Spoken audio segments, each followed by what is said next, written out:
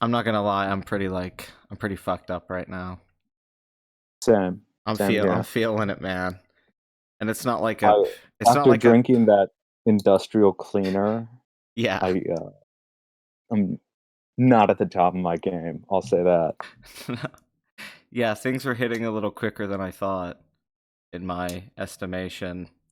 Because I was like, I've had a few pretty crummy days. Like Xbox hasn't been able to fix it. Just days not knowing what to do during this quarantine. And then it's like, all right, Yeah. tonight I guess I'm just gonna lean on this. This Oh, is what I have. I never explained to you what the fucking sound was last night.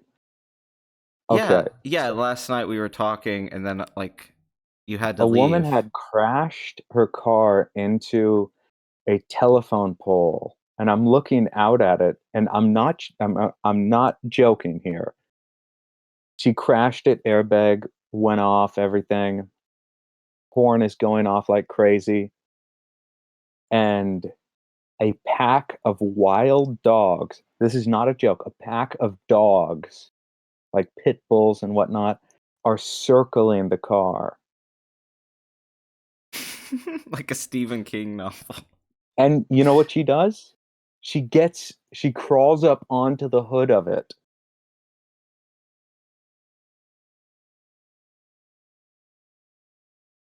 So wait, yeah, because I my head like I was thinking like, all right, some drug deal gone bad, and you're about to get shot. Like that's where Yeah, my head's no. going. I'm like, he's dead, and I just rolled with the punches. I'm glad that you told me that because it was like a mystery to me. Yeah, I wanted to leave it because I had to like go and call animal control. Uh, It was the season finale of a J.J. Abrams project. yeah, it was like Cloverfield. Yeah, like it was like, holy shit, the kaijus are attacking. I need to be ready. I was looking outside and shit. I was worried. I was like, this is it. This is how you would hear it start. You'd just be talking to somebody and then like Terminator 2 nuclear scene. Yeah, And that's about it. it's like he's going down and I'm hearing it this way. That movie Miracle Mile, where Anthony Edwards just gets a random call on a payphone and a guy's like, a nuke's coming to wipe everything out. Man, Anthony Edwards. Is there a less respected actor who is that great? Yeah, who's like amazing. I know, dude, and he was the main dude of VR for years as well. Oh, well, of course, but like in Zodiac, he outdoes everyone. Yeah, he's like acting. I know. I wish he was in it Yeah, more. me too. But I mean, that man did leave the investigation, but he kept his notebook, which apparently was crucial for the script. Well, that stretch of the movie I really dig. The parts where he I dig every stretch of the yeah, movie. it's just a movie with different parts to it. It changes up, and that part of it's really very cool.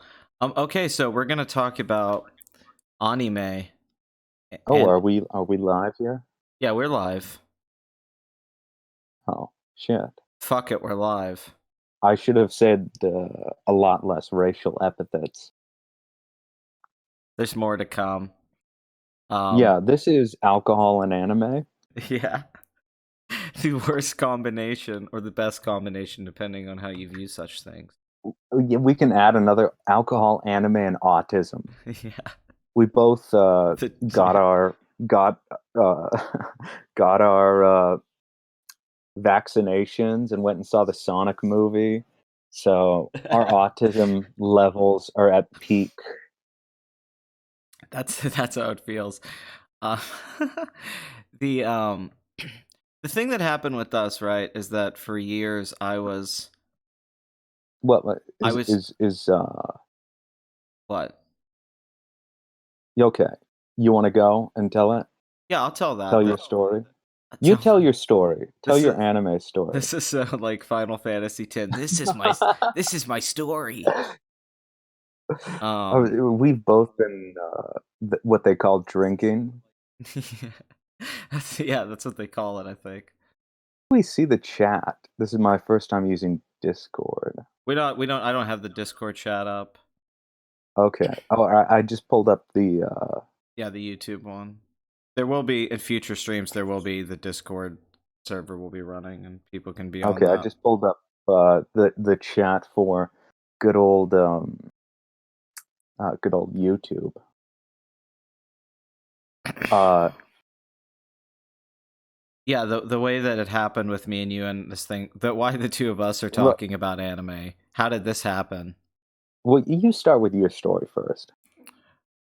Okay, because my thing was, is I had the very like cliche, grew up in the '90s, watched anime on all like on Toonami or Cinemax or Sci-Fi Channel, and DVDs or torrenting in the early 2000s, and then being on anime forums and just being engulfed in the culture, and then leaving the culture at some point, and then it like gets repopularized in recent years, and then you're like, man, I was outside of this for so long. It's not that different from how I felt as like a comic book fan when comic book movies became what they are. But I guess I was more closeted about being like an anime fan and thinking that anime is like amazing and loving the references and humor that comes from it, and also thinking like some of the finest storytelling over the last 30 years has been from anime. And I don't know, I feel like, yeah, I feel like it's mainstream just makes total sense. But I told you to watch one anime and then you got really into it, and then Oh, that's no, my but story. basically where it ends up is I got interested again. I hadn't talked to somebody about it for a long time. A lot of stuff I was going Yeah, off memory, but you have me jonesing to actually sit down and watch some anime. yeah. So my story is essentially I saw big like a '98 boom of anime with Pokemon and Digimon and all of that stuff and kids cartoons. And I enjoyed the Pokemon games, but essentially the big moment for anime, I was probably about 8 years old, and I was at my grandfather's cabin, and people would bring VHS tapes and leave them there. And one of them, I saw like a cartoon, and it was Akira, and I put that in, thinking it would be like a kids movie because it's a cartoon, and it fucked me up and blew my mind. So I first saw that after when I that, was 12, I think, on TV, and that was a similar thing. yeah, after that, I took the VHS tape and I'd watch it, Hmm. and each time, it gets shittier and shittier. But uh, it was, I mean, yeah, it blew my mind. And after that, I said, "Oh, nothing's good but Akira." You know, everything else is, for kids. And then in middle school, people were into anime, and we all made fun of those kids, unless they were Asian, in which case we had too much to make fun of them for. Of course. Yeah. And so pretty much my life goes on and I never watch anime again. I hear about a few. I hear about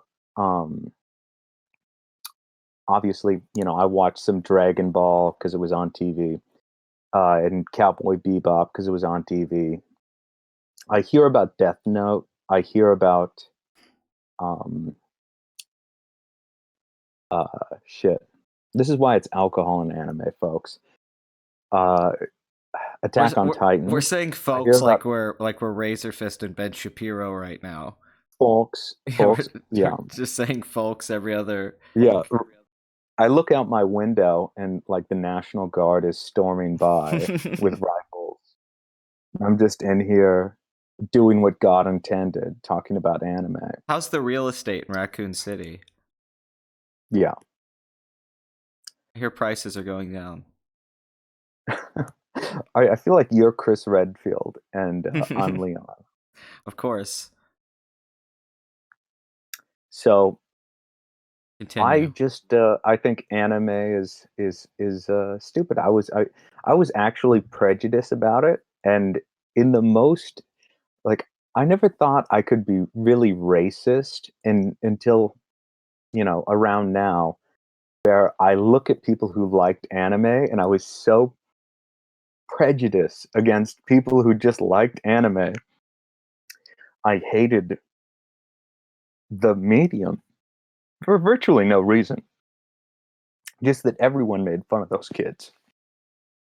Yes. And I watched a lot of Japanese films, and I still read a lot of Japanese literature.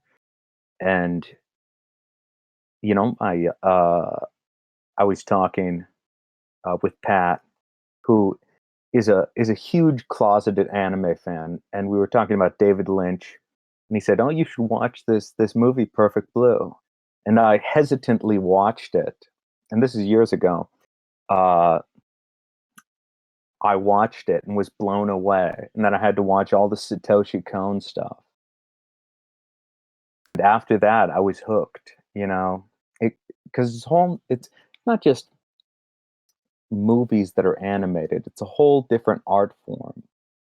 Having something that's a 26 episode story or a 13 or 6 episode story, uh, it's it's completely different in a lot of ways. And yeah, that's how I got uh, onto anime. Yeah, because I said to you at one point, we were on the phone and it was like a 3-hour conversation, and I was shocked how much about Which is a an. short conversation Yeah, we have for much. us, by the way. We Yeah. have like 13-hour conversations, like we're Yeah. Thomas Jefferson and George Washington trying to figure out what the fuck we're going to put in the Declaration of Independence. What makes the top 80s film list? We have to talk about. It's like the chess game in Blade Runner. He sends me something. I'm like, we have to come up and talk about this right now. Sebastian. Yeah. We have to have this conversation. Um, So you like Darth Sidious, and me as Anakin guided me to the autistic side yes, I showed you the into way of the into weeaboo, anime. the Yeah. otaku way. And it didn't take much either.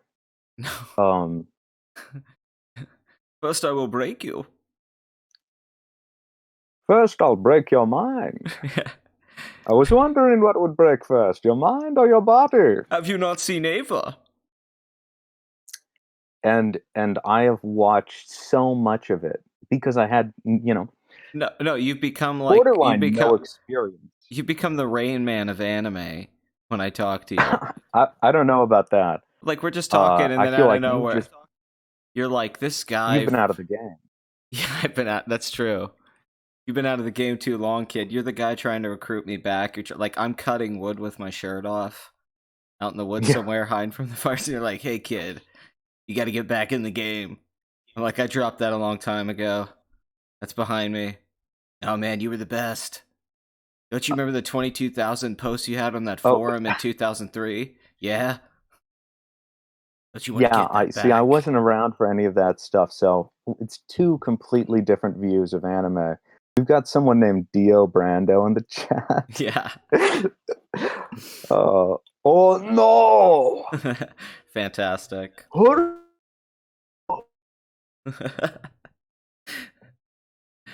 um. So yeah, well, because there was stuff that you could say you liked. Like you could say Cowboy Bebop was good or Akira was good, and you could even get people with like Yu Hakusho or Dragon Ball. But then when you really deep dive into it, and you like all sorts of anime. In fact, you like a lot more anime than you're expecting to like of anything. Where it's like, Yeah, man, this is how I get with pop music sometimes. Like I really shouldn't like this, but I'm liking all of it and too I much. say it's an emotional medium. It's about getting into your emotions with all of the architecture, the way the characters look and dress, the music, everything is pulling you in emotionally. And you can watch, I mean, that's why they have anime series that are just cry porn, like that movie that came out recently, I Want to Eat Your Pancreas. Great title. It's just cry porn. You watch it to feel an emotion. Got robbed of the Oscar, quite frankly.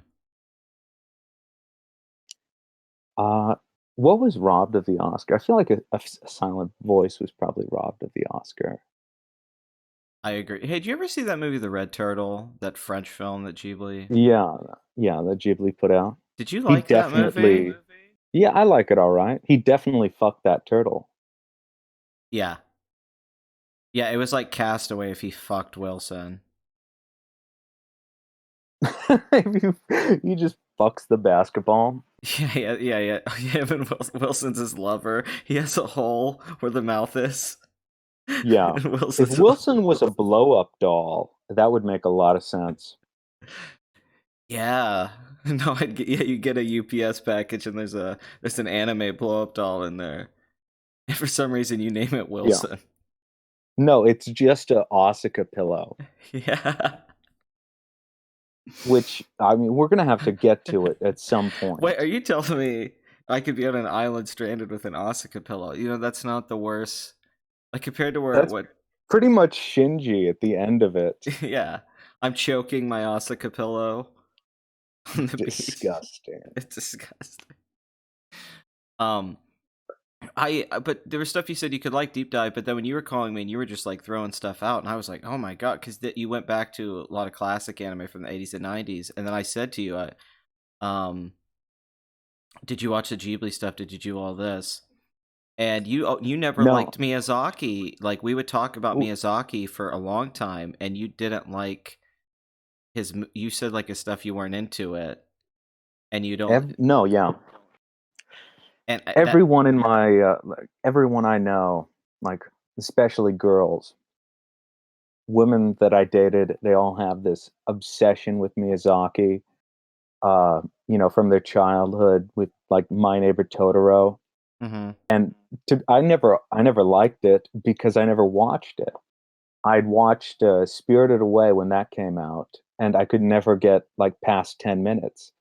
I was pretty much like the racist sheriff in The Heat of the Night. I've had that happen with a few people with Spirited Away where they can't get past the first like 10 minutes. And now I've watched it quite a few times, and, it's not one of my favorite, Ghibli movies, but it's really damn good. Yeah, I'm on the Uh, bandwagon. That's like a best of that decade type movie for me. and what is better for being trapped inside? Uh, in my state, in Washington here, we have the National Guard keeping us inside our homes. So, it's like, "Wow, anime is perfectly suited for this. What am I gonna binge?"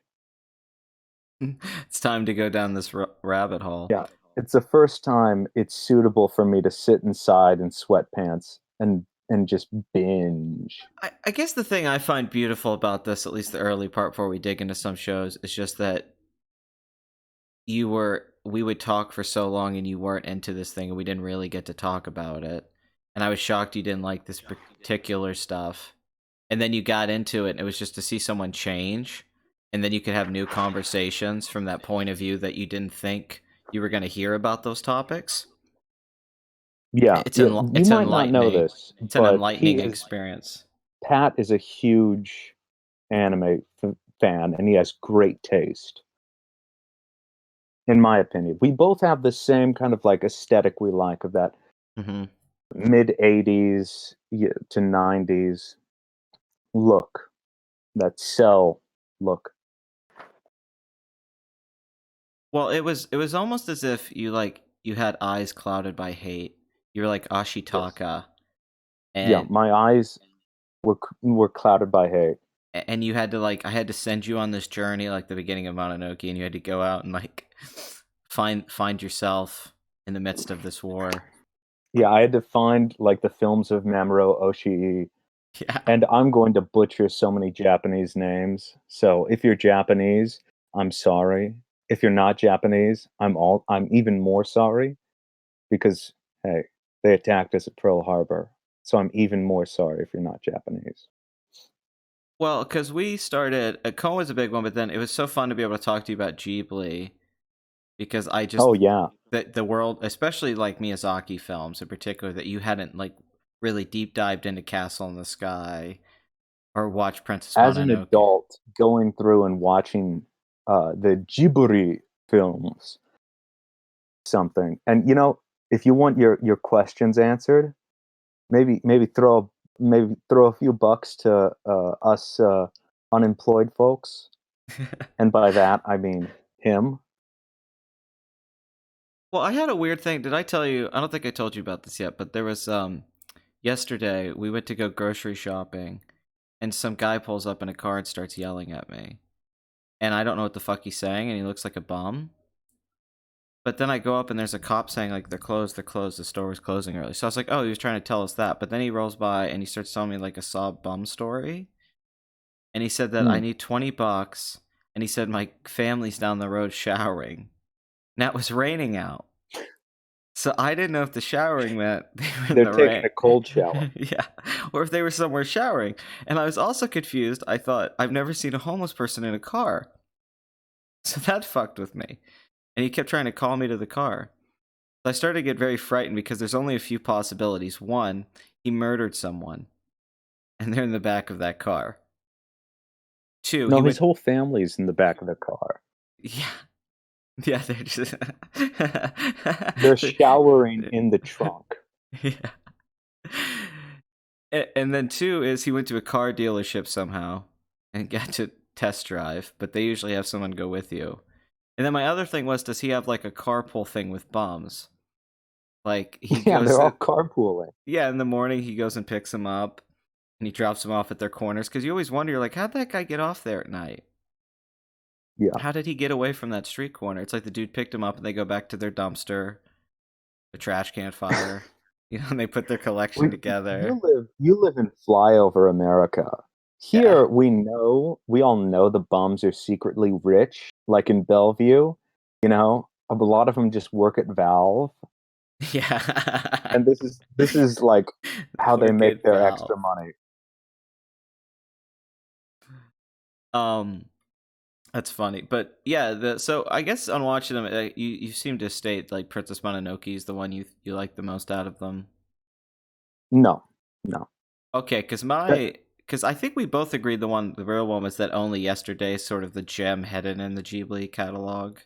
my favorite is Ocean Waves. It's but like a great short film. But as far as the full length films go, yeah, Only Yesterday and Princess Mononoke are pretty fantastic. And that, yeah, that really, I don't know, because I always connected with those ones a lot, and I always connected with Kiki's Delivery Service a lot too. That was a big one for me. Oh yeah. And then I remember telling You you you Castle notice in the how Sky. I was like, Castle in the Sky is like a Spielberg film. And then at the end of the movie, it it's like is. at this third act, and then Nausicaa is like Star Wars or Mad Max or something. And it's crazy he made these movies in the 80s. Like Oh yeah. he made Nausicaa is fantastic too. he made these fucking Spielberg like level movies in the 80s that are amazing. Because it's funny, I see him in so many different phases. There's Spielberg him, and then like Mononoke, he's doing something else. And then in other films, he does different things. There's European influence I see in a lot of his work. The more subtle, It's gentler films are that way. it's interesting he's influenced by Spielberg and then Spielberg is influenced by Castle of Cagliostro.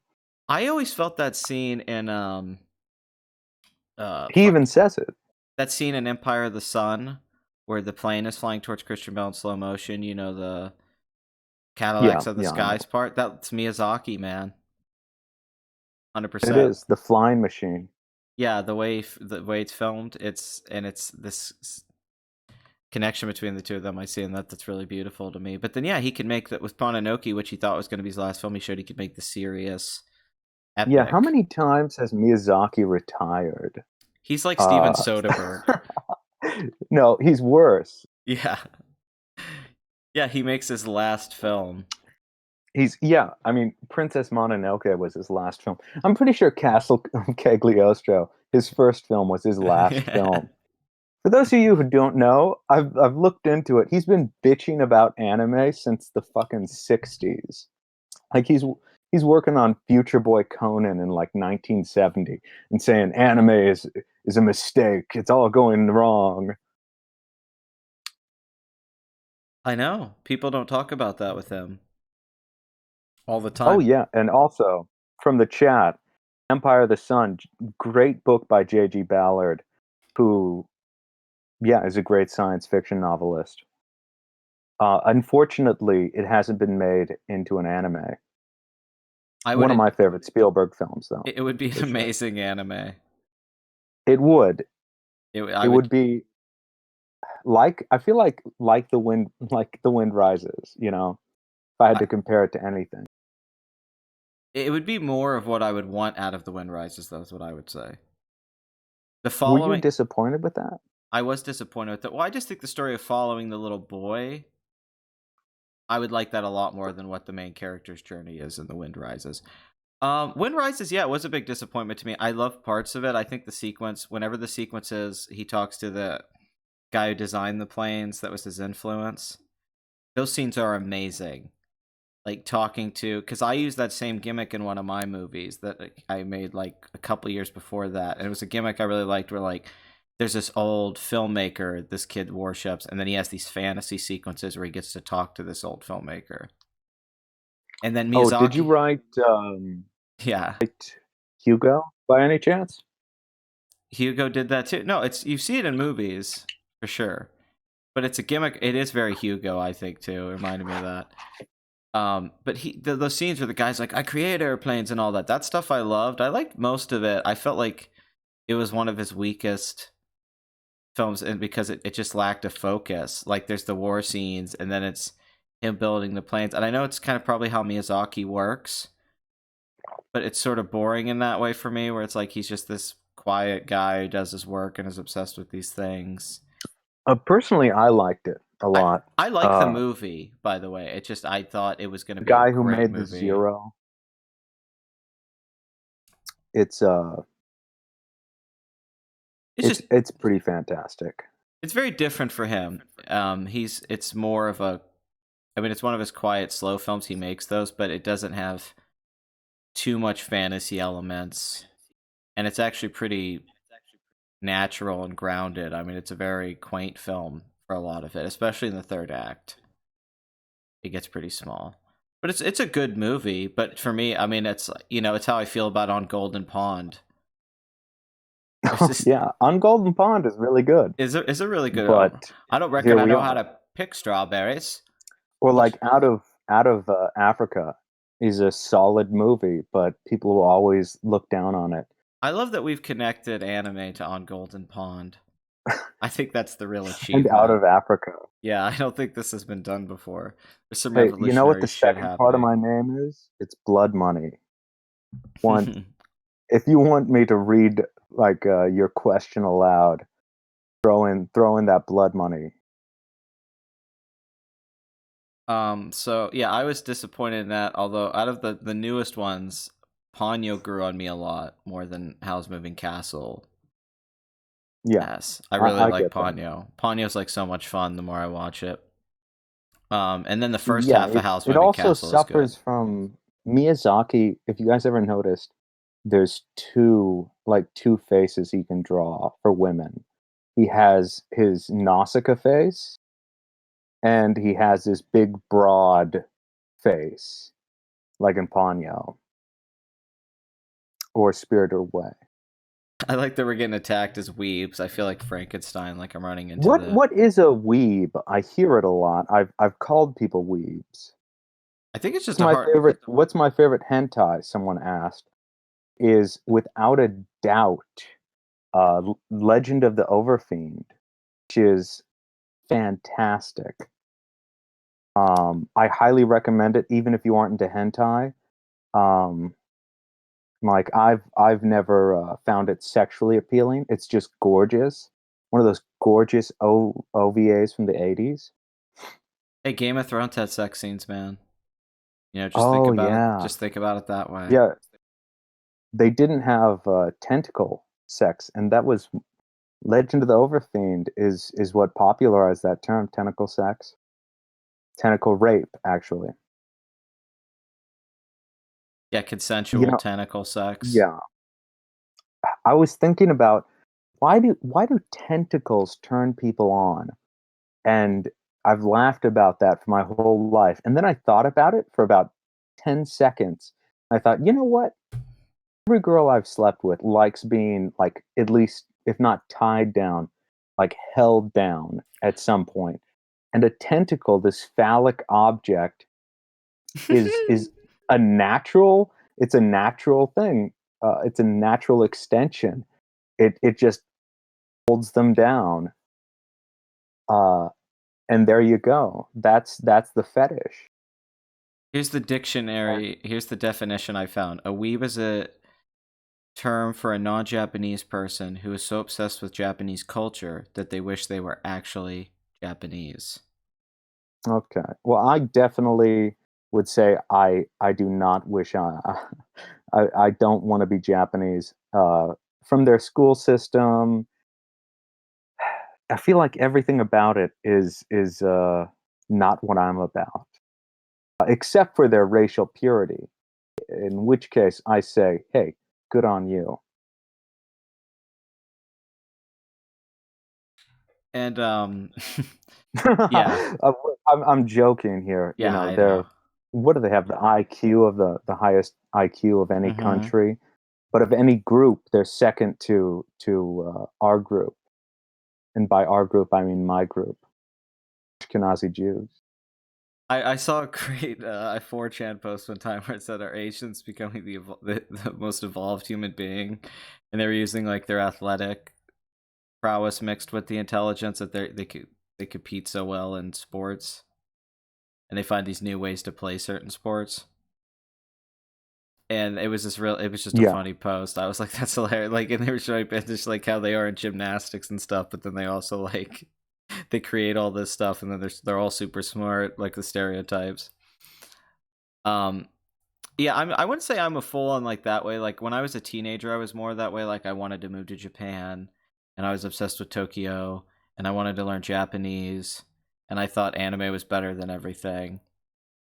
So I mean, I was that way yeah. for I can't say years, I'm there. but I feel like you should. I'm more interested in Western culture. I think anime, you know, a lot of it is just I never experienced any of these films, and after watching so much, getting to them is fantastic. Just a whole new genre, a whole new art form, really. A whole new world. Oh, someone asked me, have I seen Redline from Crazy Chameleon? And yes, I have. Have you seen Redline, Pat? Yes, I've seen Redline a couple times. It kicks fucking ass, right? I did. I didn't dig it as much the first time I saw it, but the second time I saw it, I liked it a lot more. I think, you know, I didn't see it when it came out. It reminds me of animes from. I mean, it reminds me of stuff that I liked about animes, like Robot Carnival or Neo Tokyo. My Japanese animes. Well, just because they used to not worry about like the just the I don't know more like going crazy with it. That it's an animated experience. Like that's what it is, and it's telling a story through movement and stuff like that. So, chat, can you back me up on this? Is that the movie that started the 7 years hand drawn thing? Uh, because I know it took a long time for Madhouse's film side to make that movie, and it looks gorgeous. It has a very interesting three-act structure. So then the other thing we started to bond over after the Ghibli stuff was Gundam. Oh yeah, yeah. And now I think I want to say Gundam, like it's not quite Cusack for us, but it's got to be one of the No, top things that we bond over now is our love for the Gundam franchise. I think that's for sure. Of Yeah, it's not Cusack. It's not Tom Cruise. It's not ELO. It's not ELO. Electric Light Orchestra, for those of you who don't know, if you Yeah, aren't enlightened. ELO is everything that anime is, and they already did it in the 70s. That's Yeah. amazing. I mean, why do you think Hideaki Anno put ELO in Daikon 4, the song Twilight? It's beautiful. But did you watch the Gundams in order, or did you start with a specific series and then just I I watched them in order. Okay, because I definitely Um, didn't, because they didn't release Gundam in America until the 90s, and Gundam Wing was the first one shown on television. I think the original Gundam might have been shown at some point before that. And then they slowly released the Gundam shows in different order. So you would get the first Gundam, or you would get just randomly, you would get like 0080 War in the Pocket, then 8th MS Team, then you would never see Zeta Gundam. And then they would show Char's counterattack. It would just be random like that. So it was kind of tough to put the pieces together, but then DVDs did come out, and then forums people started putting stuff together that this was like how big the Gundam franchise was. So then you kind of I've put Gunpla together. I am that much of a fucking shut in. I was this bad when I was like 13. I had Gundam models that you had to put together in paint and everything that I used to do stuff Oh, with. like the garage kits? Yeah, I would like buy those offline or go to a store. You could actually go to stores like Toys R Us then, or other places, and buy things that were really cool. And I had a lot of Gundam action figures. I had the Bandai series ones, which are, by the way, fantastic 90s action figures that are just beautifully Aren't they designed. all Bandai for the most part? Well, 90s is like the peak, like for action figures. That's when that shit was booming, in the same way that how Beanie Babies were popular in the 90s, or maybe baseball cards. A lot of things like that. And action figures were huge then, and they had these Gundam toys, and they carried over in the 2000s, but they're terrific. And I had a lot of those, and I still wish I had this because they were fucking cool.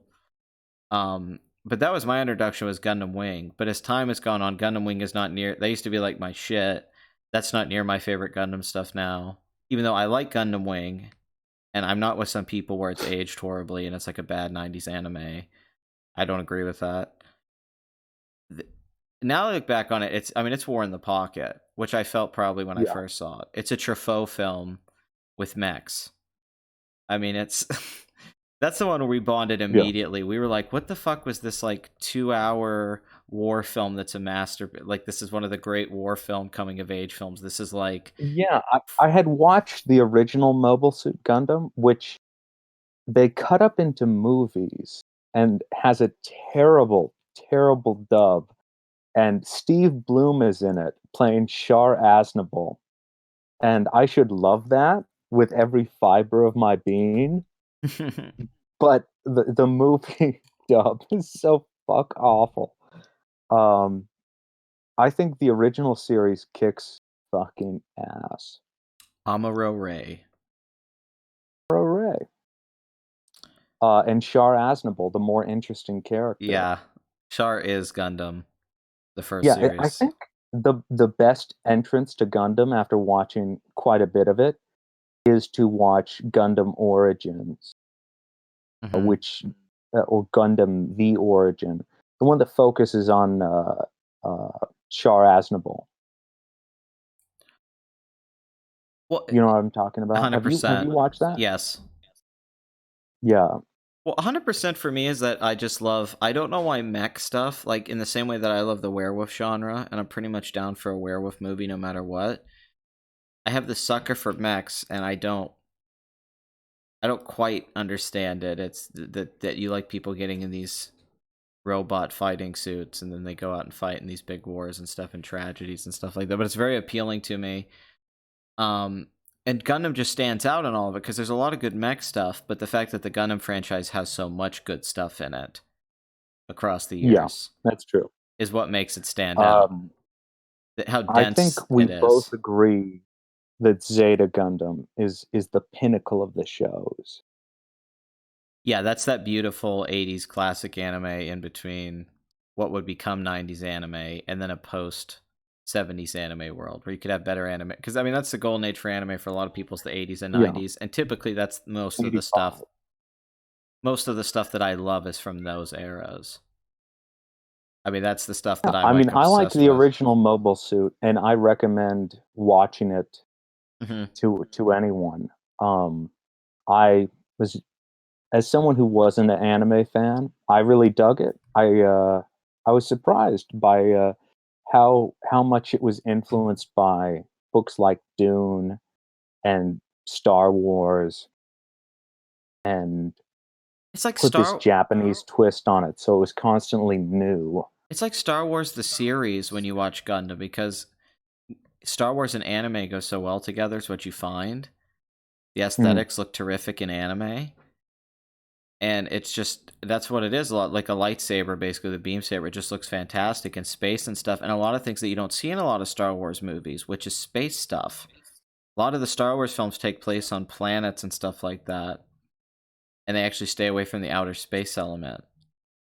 And the Gundam shows are the opposite. The characters spend most of the time in space, flying around, or doing things in outer space. And then they're always like on a ship traveling somewhere, and there's colonies, so you always feel like you're moving through this universe, which is more akin to what Star Trek is. But it has the storytelling and operatic nature of like a Star Wars. So you can geek Yeah, out about it and learn all the lore and aesthetics and break it down, but then it's also just really entertaining in like a pop art way with these big I mean, Shar emotions. Aznavour was clearly supposed to be something along the lines of the Count of Monte Cristo meets Darth Vader Which is a great meets idea. the Red Baron, Mm-hmm. and it makes the series more interesting. But after that, 10 years later, it's great that they gave that time jump to Zeta Gundam, which is really the masterpiece of the show. Which leads into Char's counterattack, which is like the Wrath of Khan for Yeah. Gundam Well, you have fans. double Zeta after Mm-hmm. after Zeta, where you have Yeah. like after Zeta, the main character Camille Badon, if you don't know, gets he's already autistic, as he says, and he gets mind raped into the into the point where he's unable to do anything, and he's just a blob in double Zeta, and you have this cocky piece of shit hero in double Zeta, which I don't know if I can say it's worth watching. It's Yeah. 47 episodes. It's hard to say that's worth watching unless you're super into it. Well, because Char's counterattack last year had a The restoration. 4K, I Yeah. believe it's a 4K For restoration. 4K restoration, and it was the first time it was ever released in theaters in the United States. And I called you about it. I was like, dude, go see it. And he got to see it, and I didn't. My theater sold out. And I was very upset about that because I feel like that movie plays amazing in the theater. I, It and I must. and I especially think of the third act. Everything wraps up. The final Gundam fight between Char and Amuro, and then the way it ends when the music swells up and Amuro's trying to stop the thing from crashing. It's just so like, I mean, it's amazing. And It's worth watching the first two series, even if you aren't the biggest fan of them, just to get to Char's counterattack. no, it's I would fantastic. say. And then Eighth MS Team, which is a very acclaimed series that I'm a big fan of, and I think has Well, one of the that's best. that's pretty into the future. Yeah, After that, after Char's counterattack, they did War in the Pocket, that's true. and War in the Pocket is. I feel like, I mean, that's my favorite Gundam series. I It's 6 episodes, and I think I it's one feel of the like best animes in general, just with movies or shows or anything. It's just one of the best I've ever seen. it's just been remastered on Blu-ray for anyone who wants to get it. Uh, it's fantastic. I mean, you need to have watched the original Mobile Suit Gundam to really understand the implications of it. Hmm. But you can go in blind and watch it. Uh, David Hayter is in Yeah, the dub, yeah. but I highly recommend watching the sub. And I'm not someone who's pretentious about the subs and dubs. I just think which one is better, and the sub on that is amazing, like most Gundam subs. Well, because I first saw it when I was like 13 or 14 on. It was like Toonami used to show stuff at midnight, and I would stay up late and watch. and they would show those different Gundam shows, and they showed that over 6 weeks. You had to watch it like every Saturday. So it follows this kid Al in the middle of a war. And he meets two people from two different parts of the war, and you get to know them all as people, and it's really about the relationships, and it's really not an action heavy show. Uh, and then it builds to a final episode where all the pieces come together, and it's sort of this tragedy, and it's got the most like clear war message at it because maybe it's only 6 episodes. The message is very like clear and powerful, and it just doesn't have the Gundam series that have a lot of episodes. Those are really worth watching, but to have it's almost like this being in between a movie and sort of a series. It just really works, the miniseries format for this particular story. And The OVA. yeah, it's just a fantastic. I mean, if you haven't seen War in the Pocket, that's the thing. It's one of the great pieces of Yeah, I recommend it to everyone. Okay, we have a few questions from the chat. You want to art. answer them? Yeah, I'm fine with that. Even though they're not throwing you money, That's you fine. poor. Uh, How should you okay, watch so Gundam and Macross? Like in which order? Which of the shows and the movies? I would watch Macross. Maybe watch Mobile Suit Gundam first, the original series, and then watch Macross. I agree. Macross, I would watch Macross and then Macross Plus, and then to get your nostalgia flowing, watch Do You Remember Love? And it's What? weird because Macross Plus, I believe, is like a propaganda film in the Macross universe, in the super dimensional fortress universe. Yeah, Macross Plus is 4 episodes, right? Yeah. Yeah, it's like two. Yeah, Macross Plus is amazing, I, but I have seen Blue Gender and I was not crazy impressed with it. I'll say this Um about Blue Gender. I want to talk about Blue Gender. I think the first few episodes of Blue Gender are pretty good and pretty interesting. And then there's a point that Blue Gender gets really bad, and it continues to be bad. I think him first waking up, the beginning of it, the idea of that, him waking up and this bugs have taken over, and then they're in these mech suits, and he goes with these people, and they talk about there's a thing up in space, and because he's been sleeping, he has an ability that other people don't have. He has an immunity to things. That's a really cool idea.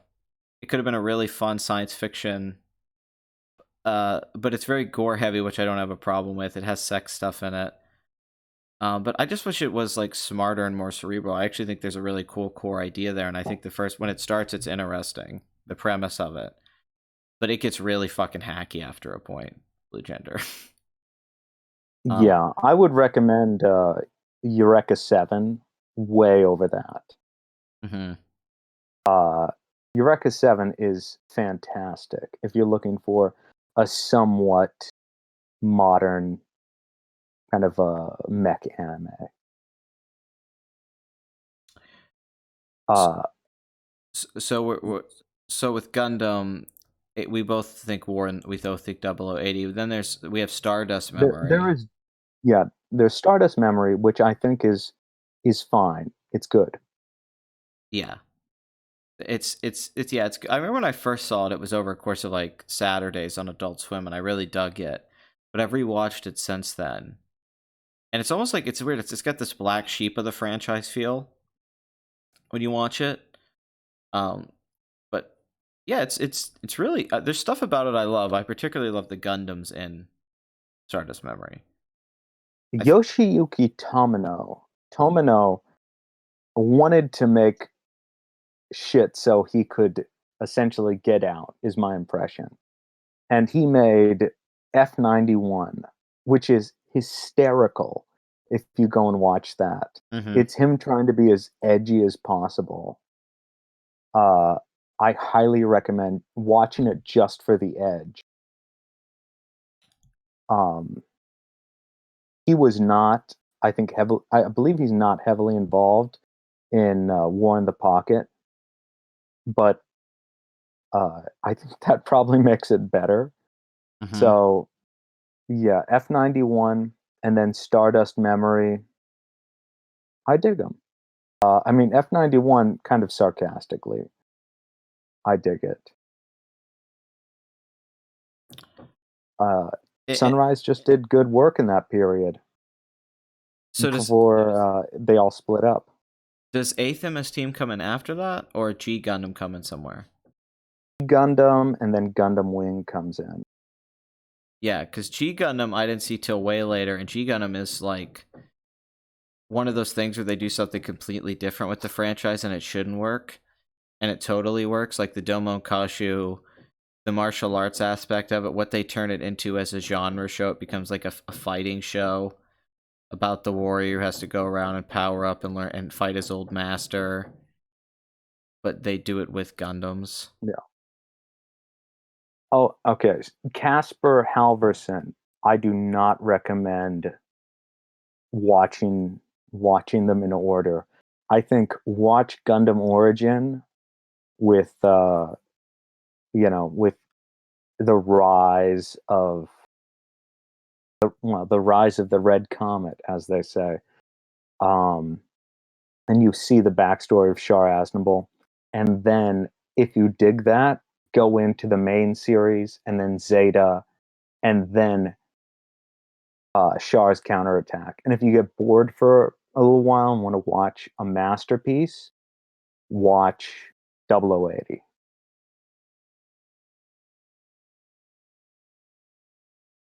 Yeah, double O. That's just my advice. No, I hear that. And then, okay, so we have, then Athemus team comes in here.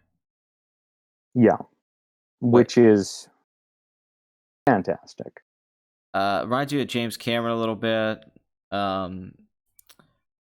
Neil Blomkamp would come to mind too. Especially there's this end fight because there's a love story in Athemus team, which is one of the real charming things about it. Yeah, But and the guy who was making it died midway through, and they had to wait like a couple years for the OVA to finish.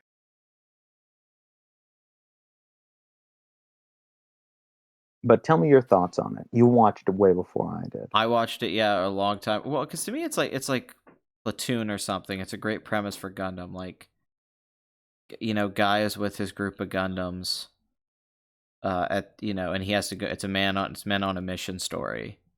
Essentially, although it starts with this like space battle, before it becomes a ground level story.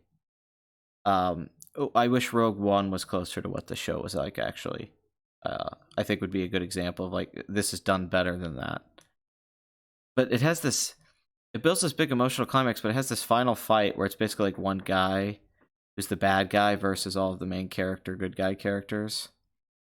And it's fucking amazing. Like, if you're just a fan of action scenes and staging and geography of action scenes and all those things that are important, it's just beautifully done. I mean, it really is. Like, going back and rewatching it not that long ago, I was surprised like how amazing it is. And a lot of the action in it, but it's just a well-paced, like, good war story, and the same way that I love War in the Pocket because it's so different from traditional Gundam. That's Athemus team strength is too, even though it's actually got a lot of elements from Gundam, but the way they set it more on the ground and they keep it a little bit smaller, and that the main character and then the romantic relationship work so well. Huge fan of Athemus team. Yeah, he recommended it to me a long time ago, and I have to say I'm very impressed, considering it switches directors for the ending. The last, I think, 5 episodes are someone new, And and then it I mean, ends imagine strong. having to wait like 3 years for the VHS of this, uh, OVA to come out. It does end strong. The last few episodes, best resolution you usually get from an anime. I know that's the weird part, is that that it ends as strong as it does. Which maybe it was, I don't know, the emotional part was reinforced by the death. I don't know. Um Everybody was really emotional making it. I really okay, so Gundam Wing is in there, which is a show that was hugely popular and got a lot of people in the West into anime. And then I think nowadays some people sort of mock now. Yeah, it is more of a kids show. Yeah, and then it has the 90s. I've always said this about Gundam Wing. I think if like Duo Maxwell was the main character and Hero was a supporting character, not the focus as much, I think Duo's like a great. I thought that years later. I didn't used to feel that way when I was younger. I always liked Hero, but you get older and you're like, man, Duo's this really good character, a great personality, and he could really be the focus of this. Because there's something cool about Duo's light personality with Death Scythe, and then Hero's serious personality with a more heroic, angelic-looking Gundam. But it's a bunch of teenagers who are essentially terrorists who get recruited to. Yeah, in my opinion, just watch Endless Waltz. Yeah, Endless. That's the The thing. Endless Waltz is great. the OVA and the compilation, it's just really good. No, Endless Waltz is like what you want the whole. It's like the series condensed because the series you build up to these big moments. And actually, the series has a pretty good plot. I actually think the plot's one of the better things about it, but the movie basically has a very similar plot, but keeps it contained to a 90-minute movie. And the soundtrack is fucking amazing, and the Gundams look amazing. And the animation's just great. Yeah. I mean, after that, I do have to say I have not caught up on my Gundam. I've watched Gundam Seed, and I've watched I watched Gundam Unicorn. Oh yeah, Unicorn Yeah, is Unicorn would be a great parody if it wasn't. I mean, if it was a parody. yeah. It looks fantastic.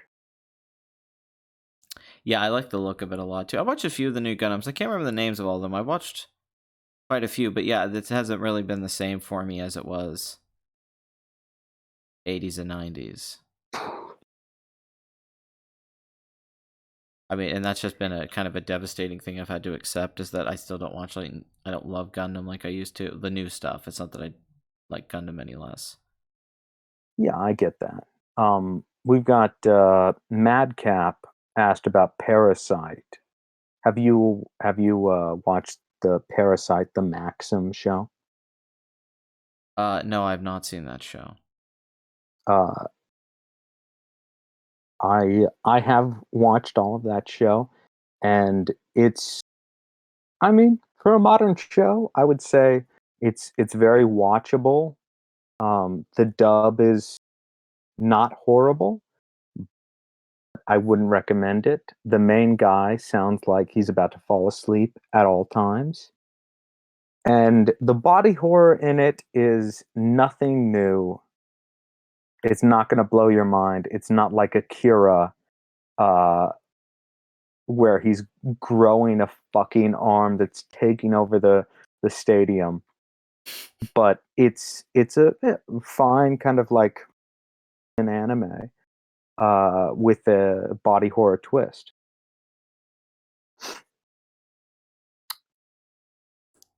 Sounding Sonos. Um, yeah, no, I agree with you on that. And then just mech anime in general. So, what would you say your favorite mech anime is? Show, movie, what have you? Oh, Evangelion.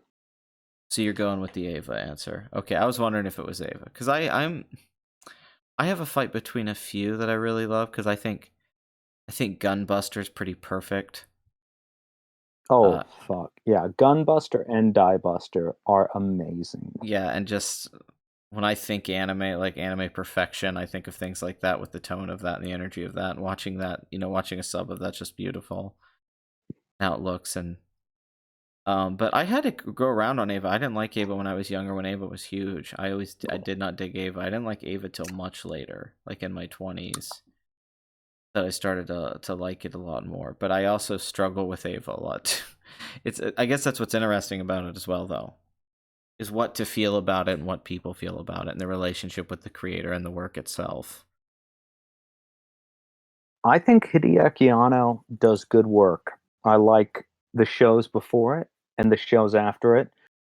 Naughty of the Blue Water, His and Her Circumstances. I think he does really fine work. And I think Gynax was at its peak. I personally didn't have that moment of oh, Ava ends this way or anything like that. I knew there was a movie afterwards. Oh shit. Hold on. I lost blood money. I'll have to get it back. I hope he knows that. If he's listening right now, I accidentally lost you. I will get you back here in a sec, bro. Sorry. My bad. Opportunity. What are your thoughts on Bacano? Bacano, Dan Gabbro, I really enjoyed, although, to be honest, a lot of it is made interesting just by combining the stories from the light novels into a non-chronological order. But hey, I still liked it. It's crazy that the Blu-ray costs as much as it does. um, 80s and 90s. What was the highlight of anime? We might discuss that. Well, I remember when Casper Casper Halverson. Since okay, Gurren Lagann and Code Geass. We'll probably get to Gurren Lagann. I'm not a big Code Geass fan. neither am I. Although I do think it is kind of unintentionally funny.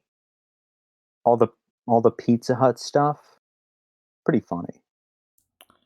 And yes, Gunbuster had the best fan service you would ever seen because it is one of the origins of the Gynax jiggle. I'm talking booby physics here. It's like Jiggle the gravity physics. gun in Half-Life 2. Very important. Jiggle physics. Yeah, it's as important uh, as Portal. We'll Yeah. say that. Yeah, it's the portal. It's the Portal of anime. I mean, that moment where she's walking away, her tits just look fantastic. Yeah, I hear you. I understand what you're saying. I'm picking up what you're putting down here. Yeah, I'm a big Gunbuster fan, and then War in the Pocket's definitely up there. That's one of my favorite just shows ever, not just mech related. Oh yeah, for shows ever, War in the Pocket is fantastic. I think it blows Gunbuster to hell. Although Gunbuster is hysterical looking at the stuff before it, like Aim for the Ace. Mm-hmm. And like I think he was inspired by Top Gun. Uh Hideaki Anno always does a good job, in my opinion. And Shin Godzilla. Shin Godzilla, fantastic movie. Really And it clever to has kind hire of him. those Ava sound effects when it's walking around, which were influenced by the Tokusatsu movies. So where do you go from there? Also, the Yeah, voice of Hideaki the main Anno. character in Wind Rises. And the voice of the cat in Fooly Cooly. Yeah, which is my like guy next jam. Yeah, okay, maybe we should talk about Gynax. We switch over from Gundam to Gynax. Okay, yeah, we can leave Gundam behind. There's too much to talk about with Um, Gundam. Basically, just watch Gundam. Get into the 80s, 90s stuff. There's a lot of stuff there. If you think if any of that stuff tickles your fancy, basically if you like Star Wars for fuck's sakes. I mean, really, like if you're like a Star Wars freak and you like that kind of shit, then you or if probably you like like Dune, yeah, Dune. It's all or if like you're autistic, the space autistics. There 100. is a moment where Camille Badon, the Oh real yeah, hero the new what Yuri, is it? The says, New Age or something they call the people. It basically is like having the Dune yeah, he says, new what do you want types. me, just because I'm some sort of autistic? Yeah, new types. I think they call them. New types Yeah, are what they call them. They make artificial new types. Let's go from Gundam to Gynax, which is one of the rare studios that came out of nowhere. Um, I mean, obviously, Ano got kicked out of college, and he worked on Nausicaa, and uh, Miyazaki gave him a bunch of big edits bunch of big cuts, and saw his talent. Nausicaa So is honestly one of those like low key I go back to at Miyazaki films where it's like, man, there's some real magical shit in this movie. Um, yeah, and yeah, his work in general, yeah, like I said, it came with me a time because I hadn't seen a lot of that other stuff till later. I didn't see Gunbuster, and a lot of the other series before Ava. I essentially just saw Ava, and I typically saw Ava with a dub for a long time, and then that's pretty much it. And and the Ava discussion went so back so far. It went back to the '90s. I mean, Ava was one of the first big things at anime cons and early AMVs and early fan dubs. I mean, the way that Troops was a Comic Con thing, that cops parody of the Stormtroopers. Ava was really big in that way, and a lot of the waifu stuff. So I had to deal with I that for a well, long time. let's go back before Ava Okay. and see what he's doing. He does Gunbuster, Mm-hmm. and after that, he does the Ghibli series, Nadia's Secret of the Blue Water, which breaks Hideaki Anno, and he has the legendary depression, and he's asked to come back and make Neon Genesis Evangelion. And I'll never pronounce Evangelion right. So I'm sorry. I had friends who used to say Evangeline when I was Evangelion. when I was a kid. I heard Evangeline a lot. I'm a big Speed I, Racer fan by the too. That I see in the chat. I grew up but you watching can see Speed a lot of Racer. his animation in the Daikon 4 animation back in the early 80s. You can see his work in Macross. You can see it in Nausicaa. You can see it in the Macross movie, Do You Remember Love? And obviously, you can see it in Royal Space Force. Wings of, I can never pronounce this, Honamise. It sounds like some sort of sauce I'd put on. Yeah. Yeah, which people have said is I've heard people say that was they said if Bergman made an anime, it would be All like right, that. I'm gonna take I'm going to take a men's break. Okay, you're good. All right, chat. Let's see what you guys are saying. Um, it's like one of those intros for cartoons fashioned into Stranger Things. Never seen Initial D. I'm aware of its reputation for helping popularize drag racing in Japan and its use of CG. Hello, the evangelist. It's pretty funny timing. We were talking about Evangelion. Anime is popular over here in Egypt and the Arabic countries since the 80s, and the mecha anime Grendizer became a phenomenon as it did in France and Italy as well as Quebec. Thoughts on Dogtooth, the movie? The foreign film Dogtooth? Because I hate that movie. I know a lot of people love that movie, and then he became a very popular filmmaker. Would you guys say that sexy jokes in anime are bad and that it's the reason why people hate them? I think people are confused about like the sexuality or sex humor in something because they don't want to see a cartoon as a sexual thing. Or maybe they don't get it. I think that might be some of the disconnect with people. Samurai Champloo is the shit. I am doing alright. I'm trying to do alright. I'm going a little crazy being locked up, I gotta say. It's been 2 weeks of this. So I'm starting to get the wackies, like from being inside so much. I've like barely left my apartment. And yeah, I won't deny it's getting to me. It's getting a little 10 Cloverfield Lane up in here. I really dig Seven Psychopaths. I don't think it's great. I think it has issues. What anime do I like that everyone else doesn't? I don't know, because it seems like there's a huge fan base for every fucking thing in anime. Because I can't think of something that's unpopular that I think is great. Off the top of my head, because a lot of the things I like that I thought were unpopular, they're not that unpopular. So I don't really know if there's an answer for that. I think I like most of the animes I like are really popular. I'm back.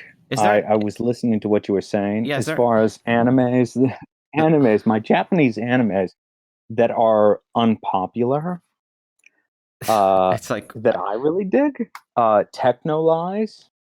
I I I suck dick for that Chiaki Kanaka stuff. mhm. Serial Experiments Lane and Yeah. Technolize, Ghost Hound, and then Yoshitoshi Abe doing Hi Benny Renmei. Have Fantastic. you noticed there's been this big turn where everybody's talking about that Oh, Brawl on Cell Block 99 movie all of a sudden? Like Rob Ager did videos, and then other people started making videos about that movie. The guy did Bone Tomahawk. He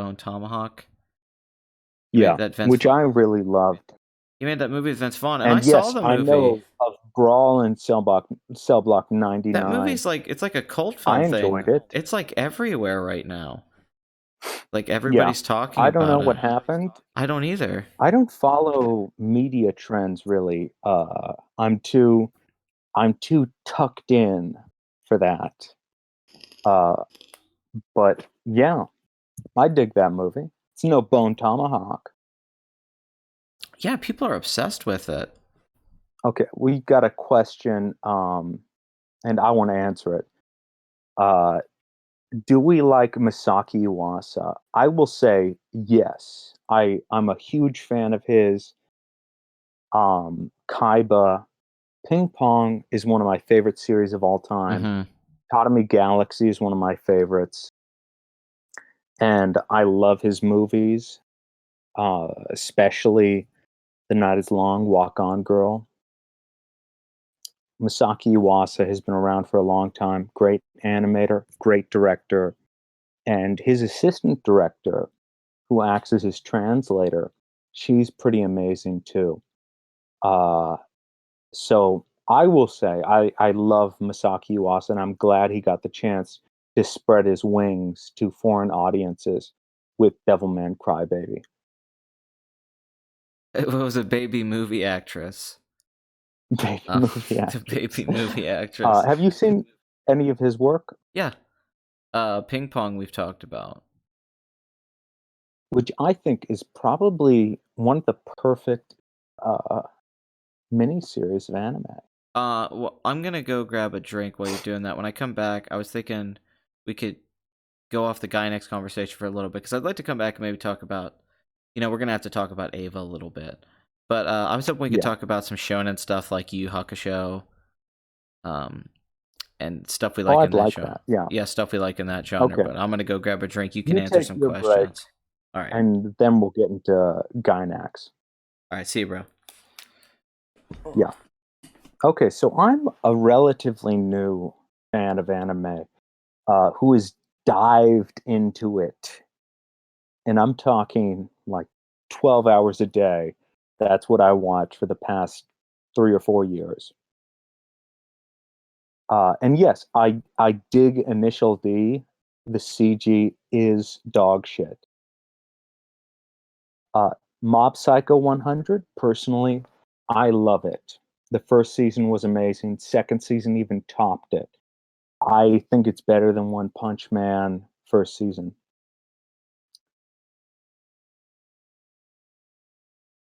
What if the Sadfi brothers directed a live action Akira movie? I honestly think that would be terrible. I don't think they have the chops for it. My favorite John Carpenter film is without a doubt The Thing. So I think we probably have the same. The Lupin the Third anime. Yeah, I have seen quite a bit of it. I haven't seen all of it. It has a pretty storied history. Um, the movie that came right after Castle of Cagliostro is pretty fantastic. If I'm thinking of the right one, but I think it's interesting how Miyazaki took all the sex out of it and made it into this castle with a flying machine and all the things that get him off. Uh, Well, that's Miyazaki has a great quote where he talks about his waifu back in the 70s and how it got him through such a hard time. And then he talks about how horrible uh, attraction to anime is in Japanese culture. Well, no, that's how it is. It's because I'm a huge Lupin fan of the series, but that's like a different movie. But yeah, it comes with a Miyazaki movie. Like it's a guy having to save a princess with his band of friends. It's almost like they're knights or something. Like it's a whole different. Um, Yet it keeps some of like the James Bond, uh, Indiana Jones adventure like elements, and you could definitely see like there's Spielbergian qualities to it. But I kind of wish Miyazaki had a few more films like it, because it feels like a lot of I like agree. proto Ghibli, and Nausicaa feels like the first real Ghibli movie. But getting to watch him work within these different franchises, and it's almost like he's a director for hire, and he gets this material and then he turns it into a Miyazaki film. Um, yeah, I really just love him.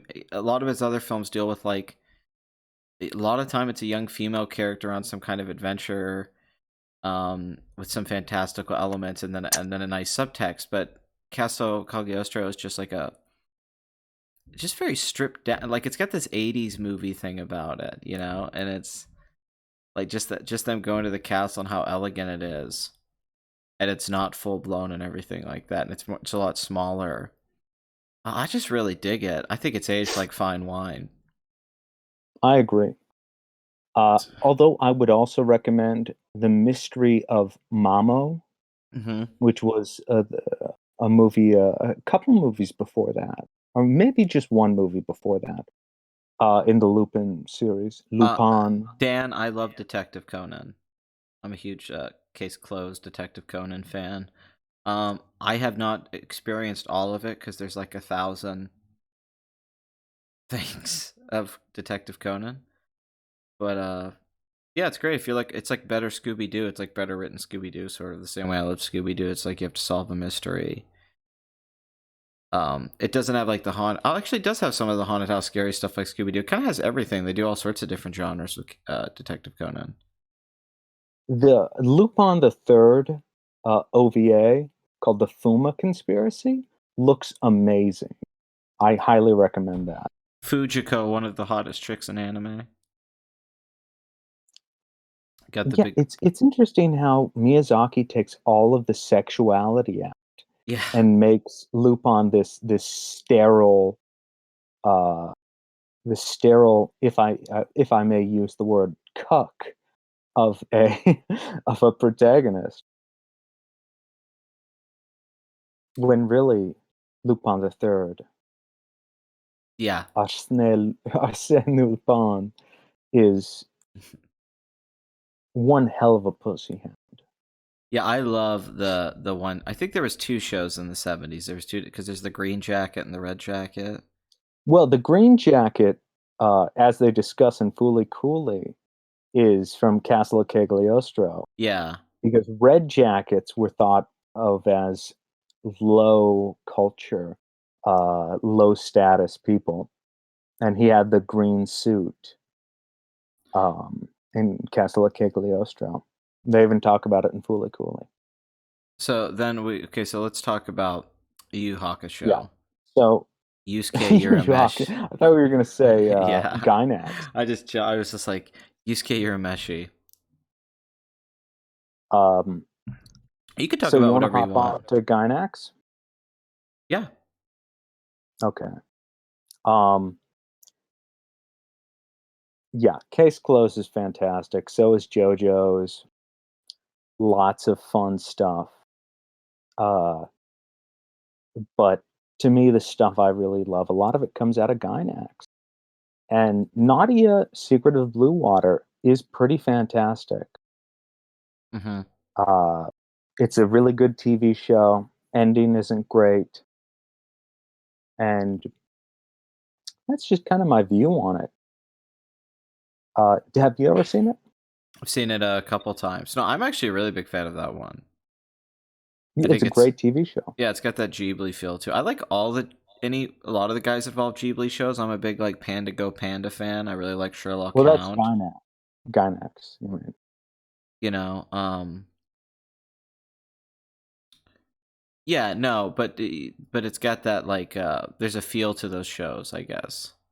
Like that a lot of anime shows Yeah. don't have. There's something from like the way Future Burr Conan or Naughty feels. Like they feel I don't know, I miss it. It's like something I really love about those shows in particular. Shows from Yeah. the 70s and 80s. And Well, Nadia feels like a 70s or 80s show, yeah, but it it's does. from 1990. Yeah, it's got the vibe of like a like, and that's a lot of the anime I find myself like, a lot of the shows especially. Same with Gunbuster. It feels like it should have came out in the 80s, Yeah, like but 1987 or something. well, it did come out in the 80s. So, but it feels like it should have came out in the early 80s. Great OVA series by Hideaki Anno that leads the way for his emergence as the head of, not the head of Gynax, but the driving force of it. Yeah. Now Gynex is, it's like they have there's like a street cred and everything in like video games or certain movie studios, and like Gynex is, they were very cool for a long time. I don't know how people necessarily how Gynex is nowadays, like in the Oh, in the zeitgeist. But there was a point where it's like, Gynex was the shit. Like, I mean, so much of the anime vernacular was so related to Gynex. true. Yeah, Uh, and it lost it all because of corporate greed, essentially. mm-hmm. Well, because one of the big things, I mean, we don't have to go straight into Ava, but Ava's popularity in the West, how he got so huge as time went on, and then that it lasted for years, that it was this thing that could have been over, but it kind of kept going, and then the fan base kind of kept coming and going, and the new fans would come in. It's a really interesting history for a franchise. And Should we take a drink here before we get into yeah, Ava? I'm drinking right now. Okay, I'm gonna take a drink of this Everclear 190. This Everclear's kicking my ass. Oh my god.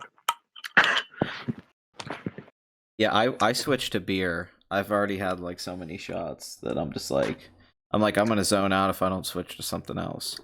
This is the only alcohol I have in my house, and I just use it as a cleaner.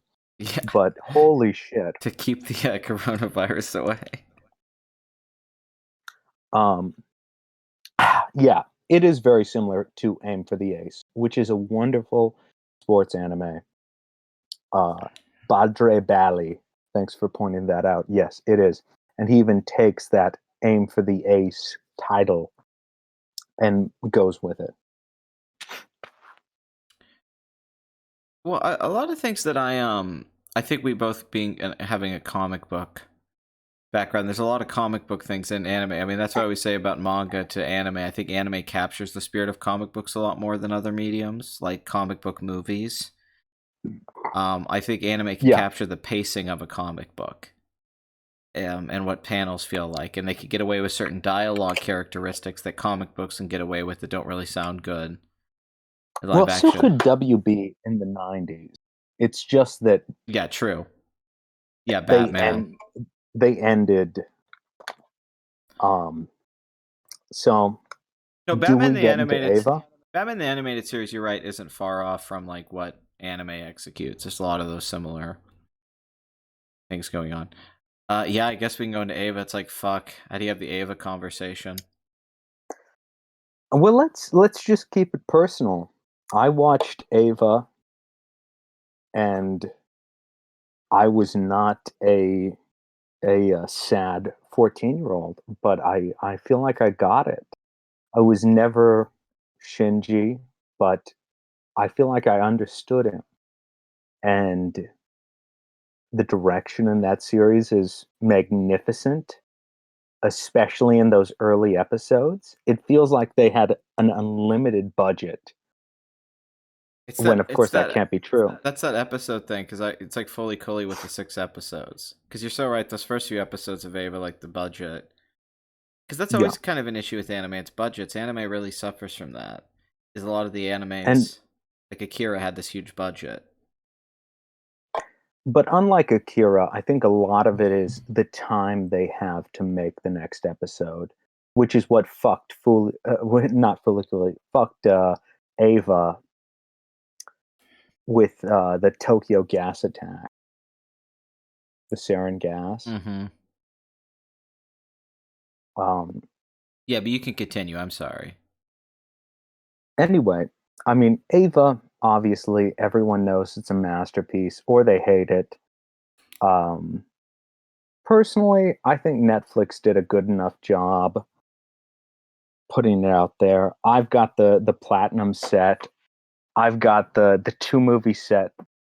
Uh, so yeah, I could bitch about it, but Fly Me to the Moon doesn't mean that much to me. It's about watching the films, watching the episodes.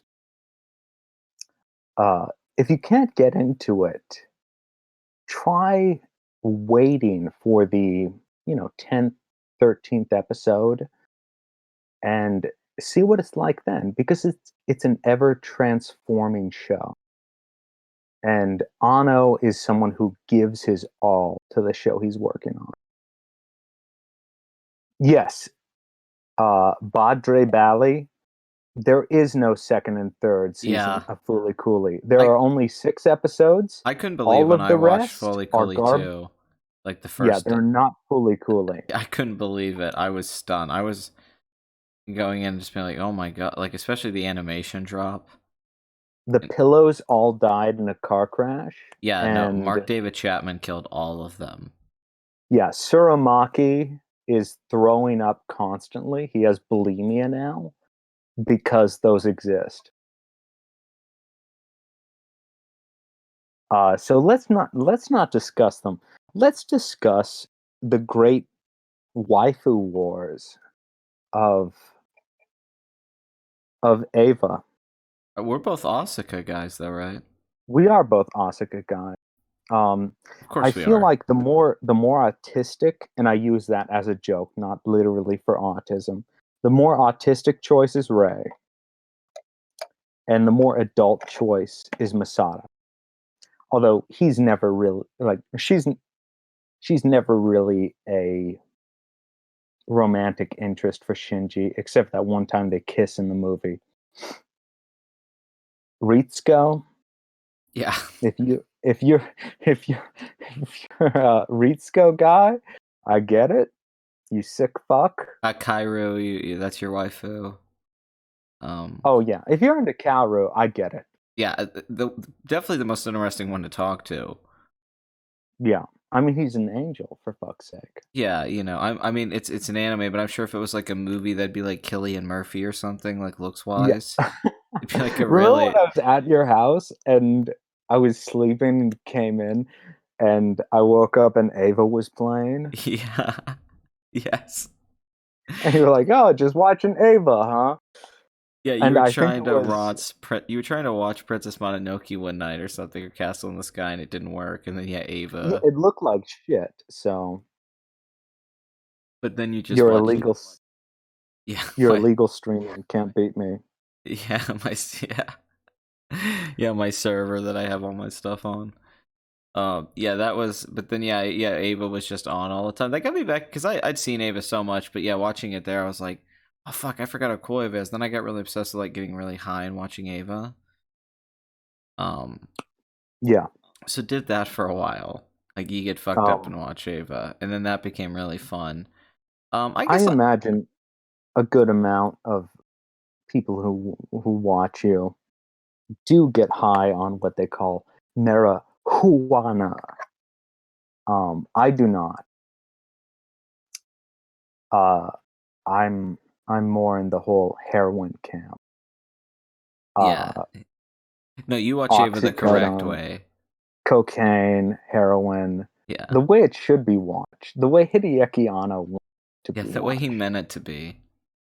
Yeah, But I've always been more mixed on. I when I saw it as a kid, I didn't really dig it, and I read about it a lot, and it took me. I mean, I didn't hate it or anything, but I would used to always say it had a lot of plot holes, and I didn't really. I thought it was kind of a mess, and it was like overrated and dated. Then I got older, and yeah, it's a similar relationship I have with Kojima and the Metal Gear Solid series. It's not that far, especially with like fans of it and friends of mine who are big fans of it, and how we talk about it. where it's like part of me Yeah. really loves it, and then there's another part of me that it's like hard to say. It's like maybe how I feel about heavy metal or something, but I can't. Mm. Like I just want to be like, some of the like sometimes I want to call bullshit on something, and I get very angry about it. But I've gotten better with that to where I just enjoy it because I think taking Gynex as a whole, not just looking at it as the Ava thing, you really appreciate Ava more. Whereas Yeah, I if mean, there what was just Hideaki Anno Ava, was going yeah. in, if you read, like, The Art of Gynax, you can see some of the stuff he was going through, Well, also and that you could his tell his that mentality he that could. an intelligent person hates themselves. Well, that also he showed with other stuff that he could make, like if he wanted to make just a perfect classic mech series, he could do that. Yeah, So he it's chooses all not to there do in that. like, episode 5 and 6. Hmm. But yes, I am Asuka Fag right here.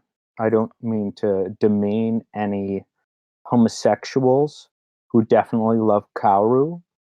Uh, Yeah, I but understand. yeah, Asuka Fag here, Asuka Fag there. Well, dude, it's for me. It's the attitude. I always like a chick with attitude.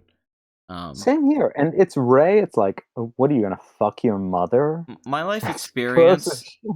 If you get with a chick who has attitude, you may not think you like it, but chicks with attitude are really they end up becoming the good girlfriends. I mean, that's the waifu thing. It's like because she can tell people off, Yeah, which is what you need, man. You don't need the passive, quiet she shit. happens to have her own personality. Hmm. And if you're watching it for the kids, that's the best way. But if you're watching it to see Masato, Ritsuko, and Kaiji, it's a lot more complicated emotionally. And that's where you can find some of the best stuff when you're rewatching it.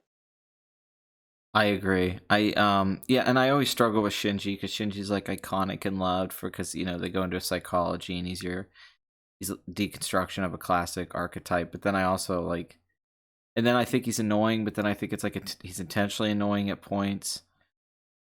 So I struggle with that stuff because it's like I want to like this, but I also don't like elements of this. Because I really, yeah, it's the thing. I really like Asuka, and I love the aesthetics, and I particularly like the Avas, and then I like how the mystery unfolds in Ava about exactly what the Avas are in the relationship between the military and the Avas. That stuff, and I I'm going think to ask you this. and I think in the later part of the show, like when you're talking those episodes 13, I think the story really starts to pick up momentum for a few episodes there. I think it's really important. Like No, you're for telling sure. somebody to wait out for long because there is a pacing thing with Ava. Like you might watch the first few episodes and be like, is this going to be like a repeat thing? Where is this going? And if you stick with a little bit, things do really start to develop. All Um, right. Someone said they prefer manga Shinji. Be more specific because there's quite a few mangas for Evangelion. yeah, but obviously, I mean, Asuka, no question. Asuka is the best because she is the real secondary character. Um, I love the early episodes with Ray and with Gendo opening the hatch for Ray, Hmm. but it doesn't do shit for me compared to uh, Asuka and Shinji living in Misato's apartment while Yeah. Kaiji is just trying to hit that shit, man. Well, I also make Oh, the Kojima thing. It's a scale thing. It's like when I play Metal Gear. It's like the scale of the world sometimes, and the scale of Ava sometimes. It's just like you said, like those early episodes of budget. It's just like how huge of a movie Akira can feel like as a blockbuster standpoint, and not even like just set pieces, just that world and how it like looks from a framing stand, like compositions and so on. Ava's just fantastic in that way at yeah, points. It feels it huge. is. And, Anno feels like he's Orson Welles when he makes that movie. yeah, like it's like holy And when he shit. makes the show, he even feels like he's Orson Welles. It looks like he's Orson Welles. Also, yeah, I don't get why people dislike Asuka other than, she's a bitch. But hey, who isn't? They can't deal with the strong woman. If you can't deal with a bitch, that's you. Go to Ray. You the Go bitch. to the autistic mother figure you want. Let the autistic mother comfort you. Or, try to go for that Misaki, Yeah, don't get me which, wrong. I support if you want to try to get that going. Go ahead. For me, yeah. it's like episode 16 is the one I really like. It's where the shadow angel comes down and then Shinji gets sucked into the shadow. Oh, yeah. What Is is it? that, Tears? Is Yeah, that, I think Miss Masada, what's going on? And it's just fucking crazy. And then he's just on life support for like 16 hours.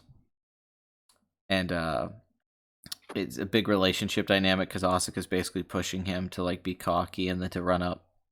Yeah, then she's supposed to feel bad about, and her and Ray kind of fight over it. It's also a big moment for Masato and Shinji when he comes back and she hugs him and everything. That's a very important episode. And then, of course, you have the show ends and people claim it was a budget cut, and then there's debates over that. Then you get the more where it's a abstract. time room kind of thing? Yeah, you get the last couple episodes. You start to get the lines in the Perhaps we image. should wait for the ending of Ava in the movie. Do you like the Cairo moment when the one image The holds Calroom moment? where the image, yeah, where he holds him in the Ava and the thing in the shot holds for a long time. It's just a still image. Yeah, I like it because Calru is going through with the Hallelujah segment as he's floating through. Um, it's nice to see Shinji hold him and him beg for death and appreciate Shinji and Shinji not wanting to kill him. It's just a good moment. Well, it's weird because the lack of motion. It's a really interesting artistic choice. Yeah, Like to and you have. can look at the elevator scene, and Anno doesn't change it in the director's cut. Mm-hmm. That's what you get. Because I was thinking to myself, there's that sequence in My Own Private Idaho where Keanu Reeves and the girl have sex, and it's like they're mannequins. They pose in these sex positions, and I was just thinking, the choice to just stay on the image like that without it moving, or then you just stand, and then it keeps going a lot longer than you think it will. Um, at first it might be a bit jarring, but then after a while, there's something meditative about it. I don't know. It's a very interesting choice. It would be interesting to see a movie do that. Just stay on this image, like a scene, and then it just kind of stays there because it is something unique. Well, End of Ava definitely does that. Yeah, But perhaps we should move out of Ava yeah, because people love it. I think it's worth its own episode, its yeah. own Ava's a podcast. lot. And I don't think people will blame us for moving on to another Gynax series. Yeah, I think there's too much to talk about with Ava. It's a lot. I mean, Hideaki Anno poured his soul into it. That's the thing. I don't even know where to begin or where to lead to, or to talk about Uh, each character individually. yeah, I know after that we can talk about my favorite romantic comedy, which is His and Her Circumstances. Mm-hmm. I recommend everyone to watch that series. Up to about episode 18, the characters in high school fuck. That's right. They have sex. And What Kevin and afterwards, Winnie were not doing in the Wonder Years, but they should have been doing. yeah, and afterwards, Miyazaki essentially left. Well, he left because of disagreements with the author of the manga and came back as Ano Hideaki. And Suramaki was in charge of it, who was the assistant director on a lot of Ava episodes. He was the director of Fooly Cooly and of Die Buster. I really recommend His and Her Circumstance. It's a fantastic show. Uh, Ano is giving it his all on this low budget romantic comedy. And I don't know what else to do but recommend it. You see it and have fun. It's just great. After episode 18, essentially, Ano quits and you have Suramaki do an episode where the characters are actually on popsicle sticks, and it's hilarious.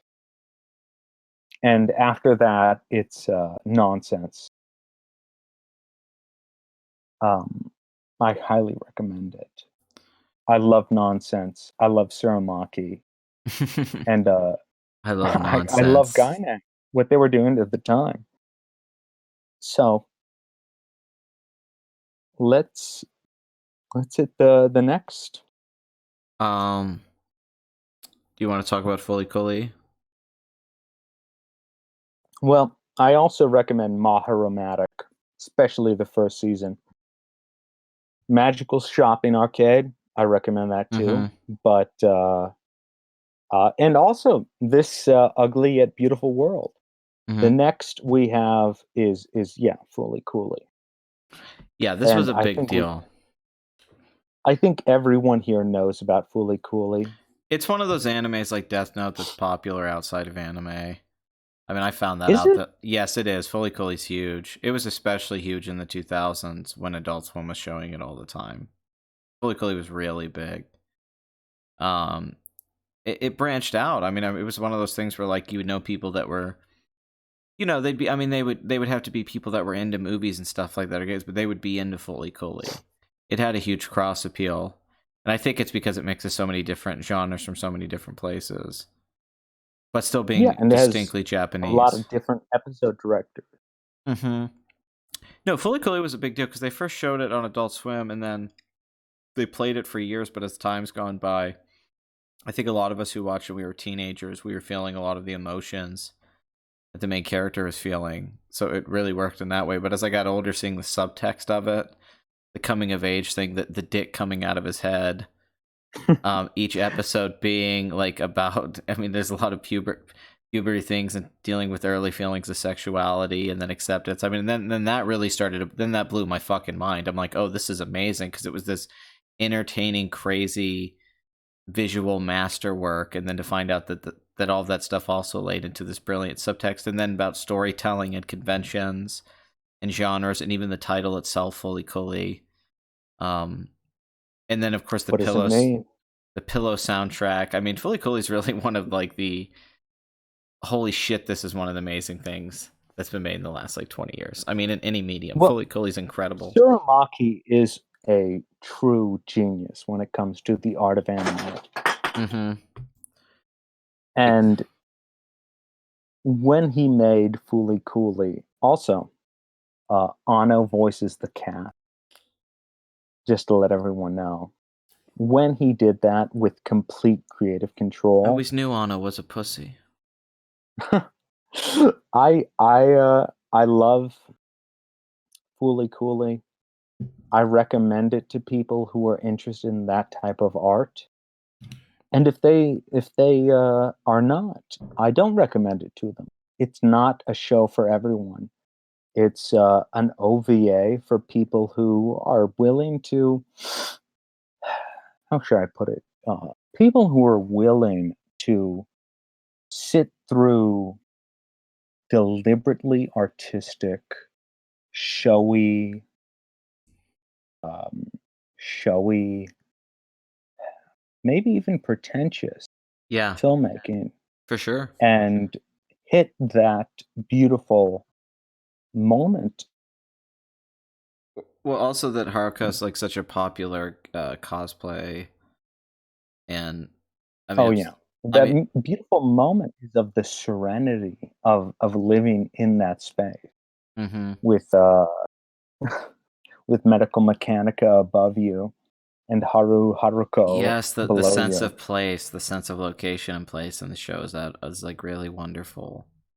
And of course, it has the amazing soundtrack with the pillows, and Suramaki is killing it in every episode. The action And scenes are fantastic.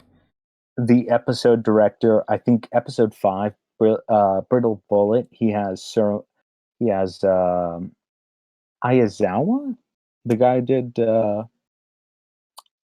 um, Gurren Lagann. Hmm. What, God, what is his name?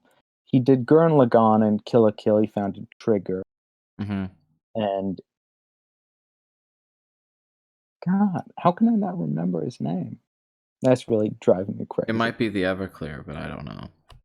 It's definitely the Everclear. Yeah. The 190 Yeah. is simply too much. Let's have a toast to the douchebags. Let's have a toast to the assholes. Have But fully coolly, I know a lot of people got obsessed with it Mm-hmm.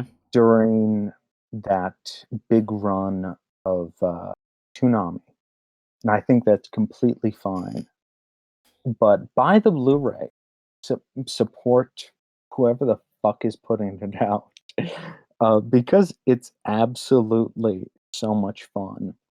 And Suramaki has a great commentary throughout it about essentially how meaningless every little thing is, Mm-hmm. and how Suramaki didn't intend for this to be a thing. How he just liked left-handed people. I highly recommend it. Uh, every design is amazing, and you watch it, and the soundtrack is killer, absolutely killer. And you have Naoto and his harem.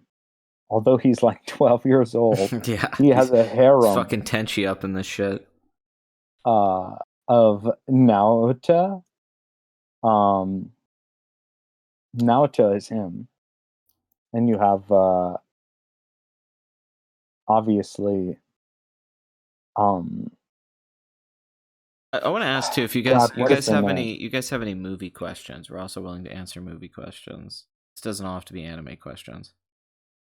If you Medical Mechanica, Adam Risk. He's facing all of this stuff, and then he has Mamimi, who is really dependent on him. well, And I then he's got the commander Amuro yeah. with his fake fucking Yeah, that's one of my P favorite League things. eyebrows. Is this is Commander Amuro and yeah, that's like how that plays out in the eyebrows and just what the visual gag of that is and what all the things mean with him. It's just so fucking hilarious. And Yeah, his just teacher, his father who yeah, the has dad character. written who has written about Ava. And that's the only thing we get about him is he wrote a book about Ava and what it Well, the means. manga sequence early on in the show that they repeat later Oh on, yeah, but they just repeat it even though all the animators didn't want to do it.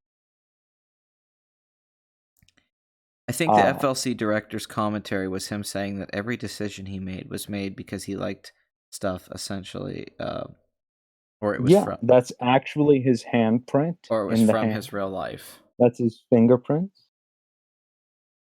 and that he loves Lupin. Well, don't we all? I mean, Cowboy Bebop. A lot of that's Don't we all love Lupin? yeah. I mean, If you haven't watched, go and check out some of the series. It really holds up, even more so than Future Boy Conan. Just watch some of the series and a couple of the movies. Lupin is fantastic. I'll just say this: like we were talking about the coming of age story and War in the Pocket. Fully Cooley's like easily one of my favorite like boy coming of age stories.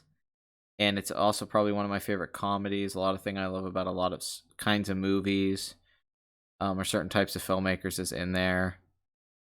And it's just a matching. I guess it is a thing. It's like aesthetics matching material, matching like soundtrack and everything, all coming together, and then having the Gynax element and the hint of mech elements and the fight scenes and all that. And yeah, it's all just so so fucking amazing. I mean, it's easy to geek out to and to romanticize actually. And I think it lingered with a lot of people a long time. I think people still think about it who watched it when it was originally gaining its What is it? popularity. Nina Mori, the Yeah, that girl sounds who's right. his age. She's absolutely fucking fantastic. I also agree with that. Yeah, the Cowboy Bebop movie intro. We've been talking about the Cowboy Bebop Oh, movie a yeah, lot we lately. have been talking about the Cowboy Bebop movie. Yeah, specifically how that Um, movie's aged really well. about Fooly Cooly, the soundtrack.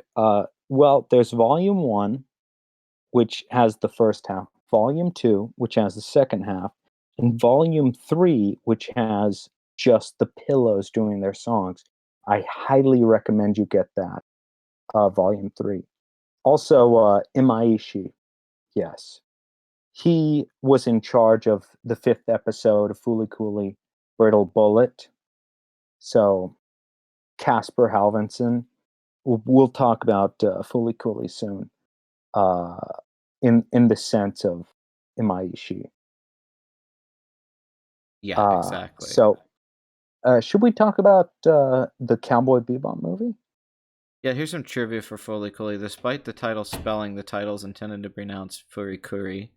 Furikuri, of course it is. Yeah, of They course. can't pronounce L's. The letters FLCL are romanticization of the four Japanese How do they spell pillows? katakana characters in the Pillow. spell. The title Furikuri is an oft repeated term by the characters, but its meaning is never specifically explained. Yeah, that's how I used to say it for years. Then I just started saying FLCL. Furikuri. Furikuri. So, Cowboy Bebop, are we gonna hop onto that? Yeah, we could talk about Bebop, man.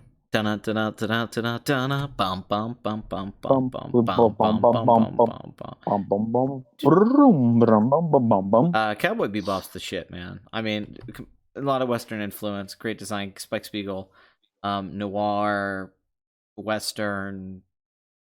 Uh, I think we said it the other day. I think we said like it's Tarantino, like stuff. It's better than any Tarantino movie with a lot of the things. Um,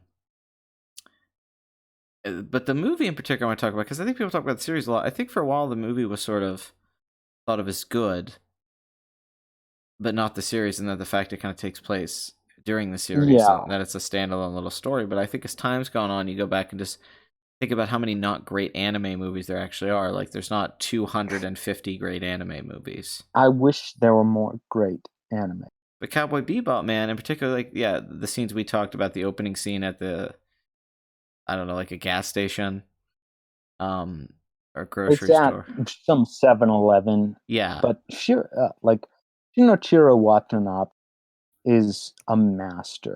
He did Samurai Champloo, Space Dandy, and I was recommending to him Kids on the Slope. jazz, hip Um, hop, and and then disco. he has his new show, Carol and Tuesday. I recommend everyone to watch his directorial efforts, although I have not watched all of Terror and Resonance or Carol and Tuesday. Um, I would assume they're good, but everyone knows Cowboy Bebop is fantastic. Yeah, it was just Samurai huge. Champloo is Yeah, fantastic. those all ran off on Highly Adult Swim. recommend. I highly recommend Kids on the Slope, and Space Dandy is fantastic. Yeah, Space Dandy, I really dig. But yeah, the Cowboy Bebop movie, man. There's that montage part where Spike's going around and that song plays, and then we talked about the mop fight. He also worked on Macross, so Yes. give that a chance, even if you aren't a Macross. I think that if you just watch the Cowboy Bebop movie as a movie, looking back on it, it's a very fine uh, piece of work. Um, but I guess yeah, what's the standout thing about Cowboy Bebop? Everyone said everything about Cowboy Bebop. Do you think there's like a central thing of why it works so well or why it translated so much? You know, Well, obviously, you have the mix of culture. So, what is greater? Western culture hitting the East or Eastern culture hitting the West? mm-hmm. It's clearly the former. It's been that way since World War II, and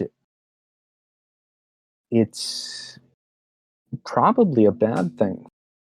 Japan isolation movement, but here we are, and We've made it. Watanabe is willing to mix in music from all over the place and create this show that only he wants to make, Cowboy Bebop. And the first episodes all get you ready for the middle, and then the end gets you ready to cry. So, Yeah. I mean, it's honestly, it does. I love the saying Cowboy Bebop, even the filler episodes are good. Like the one where Spike goes True. to I get his mean, ship fixed. I don't like the episode where there's the like Ridley Scott alien inside the The refrigerator. refrigerator. Yeah. Yeah, that's a I big don't one. like it particularly when they go down to the ice planet of only men. Personally, there's a lot of stuff that isn't incredibly remarkable, A lot of but it's YouTube all analysis becomes inc- that I see on Cowboy Bebop is always that it's about scars that these people have that you can't, because it's always the you're gonna carry that weight. Quote that's at the end, and then Spike talks about his one eye, he sees the past, and then one he sees everything right now. And he keeps with that. There's a pain throughout Cowboy Bebop, despite all of its entertainment value, because it's really funny. It's got action, adventure. It's got a lot of tropes from different genres that you like. The characters are cool. Yeah, before that, there was a character who only saw in the future and only saw in the present and past in Legend of the Galactic Heroes, which I highly recommend Yeah, everyone watch. Legend of One of the Galactic Heroes, greatest OVAs of all time. We are stuck in a fucking quarantine. Watch Legend of the You Galactic can watch Hero. 110 episodes of Legend of Galactic Heroes right It's now. 110 Yeah. episodes. That's, to be honest, not that much. Watch Yu Yu Hakusho. To me, Yu Yu Hakusho is a couple of days. Yeah, that's my favorite You just have, shonen and Yusuke. oh, it's also my favorite shonen Yeah, I mean, it's the with shit. uh, with the Black Tournament arc. But back to Ava. Yeah, of You course. can all watch Ava at any point. Try it now, and Dip the the new toes. subs, in my opinion, are fantastic. Try them out, and if you can't handle them, switch to the old Japanese. Yeah, just switch it back. And Don't complain. Just watch what you want. yeah, just switch it. If you're into the old Japanese, I think Ava has a real good set of dubs. Gundam does not. Yeah. Watch the subs on Gundam. Cowboy Bebop has a good dub. Yu Yu Hakusho has a good dub. Fully Cooley has Yeah. one of the best dubs for sure. Fucking Yu Yu Hakusho's dub is so magnificent. I know. No, the Same with voice. same with Cowboy Bebop. Yeah, the voice acting on Yusuke's voice, and then Kurabara. Everybody's voices are the same guy voices Vegeta. Yeah, just amazing dub. But Cowboy Bebop, yeah, of course, Stephen Bloom, the god Yeah, for Steve people. Bloom. Who's always Steve Bloom, Steve except for Bloom's. Digimon 3. Oh yeah, he's great in Digimon. Yeah, the third The third Digimon, Digimon season. which is my favorite Digimon season. Okay, everyone, is season 3 not the best Digimon Yeah, it seems season? like everyone feels like as time went on, it became. Chiaki Kanaka wrote that. The guy who did Serial Experiments Lain, Yeah. Technolize, and Ghost Hound. He wrote this fucked up Lovecraftian Digimon. Yeah. Well, the first time I saw Uh, it, it blew my mind because it wasn't anything like the other Digimons, and then what it was doing, I was like, this, and then it goes on and it gets incredible. You're wrong. I dig all. I'm a pretty big Digimon fan, but that's like, yeah, no, it stands out big yeah, time. absolutely. Also, My Hero Academia. The dub is all right. Yeah, it's fine. Samurai Champloo. The dub is good. It's not mind blowing. Another Like, famous one, Death Note's dub that everybody seems to like, especially it's a good dub. L's voice actor, the guy It's a from good. Battlestar Galactica. Yeah, I He, mean, Samurai Champloo is a really good dub, yeah, well produced. and My Hero Academia has a really good dub. I'm not going to argue with that. Um, Yeah, thank God they But do. Because imagine Samurai Champloo with like a bad dub. I mean, it would be funny, but like a really yeah. atrocious one, like in like a '80s dub. Also, Spike Spiegel was really modeled after the Lupin the Third anime. If Hmm. you look at his design Yes, and the way some of the action and scenes and things play out, it's very. you look at him, he is not. Sadly, he's not Michael Douglas, which I would fucking love. Yeah, that would be insane. Streets of San Francisco. Um, I'm not the world's biggest My Hero Academia fan, if you're asking me. I don't dislike it, but I'm not like huge into it like other people. I I am interested in anything people really love, so I know quite a bit about it. Yeah, I get. No, it's Um, huge. I mean, it's like that. If you go into the mall now, that's what's everywhere, the merchandise, and then they release the exactly. movie. Like it's how Attack And on Titan was so huge a few years ago. Now yeah, everyone. Attack on Titan and One Punch Man didn't do anything in the time they were on. And My Hero Academia, with its perfect premise, high school and superhero, swooped in and has commanded the I guess anime normie sphere. And I'm fine with it because Bones does it. It's a good show. Mm-hmm. It Bones looks good. If you skipped Cowboy Bebop, I recommend it. with And Bones. you There's watch that show. What's that? Crazy Chameleon. You watched Samurai Champloo. Wolf's My Rain. Yeah. uh, and oh you're saying you anyway. Never mind. Yes, Ghost Stories does have objectively the best dub. Pretty much has everyone from Welcome to the NHK Yeah, well, riffing. I remember me and you went to a famous bookstore, the Book Loft, which is like a maze of a bookstore. Like it's got like 32 rooms in it. We were looking at manga, and you were looking at Welcome to the NHK, and I was like, dude, I was like, yeah, Welcome to the NHK. It's like these parts of it feel like this like badass indie movie. And then the other day we were talking, and you're like, I think we all feel like the lead in Welcome. Sato. We all feel like Sato and Welcome to the NHK. Welcome to the NHK. The book is very interesting, and I recommend anyone who likes that show to watch it or to read the book Yeah, just put the because manga on the wall and watch it. he wrote it to get himself out of being a hikikomori, and it didn't work. But more importantly than that, you have what starts the book, which is him putting his face down in a mix of cocaine Samurai and pizza cats. LSD and PCP. And that's why he sees the furniture dancing and talking to him.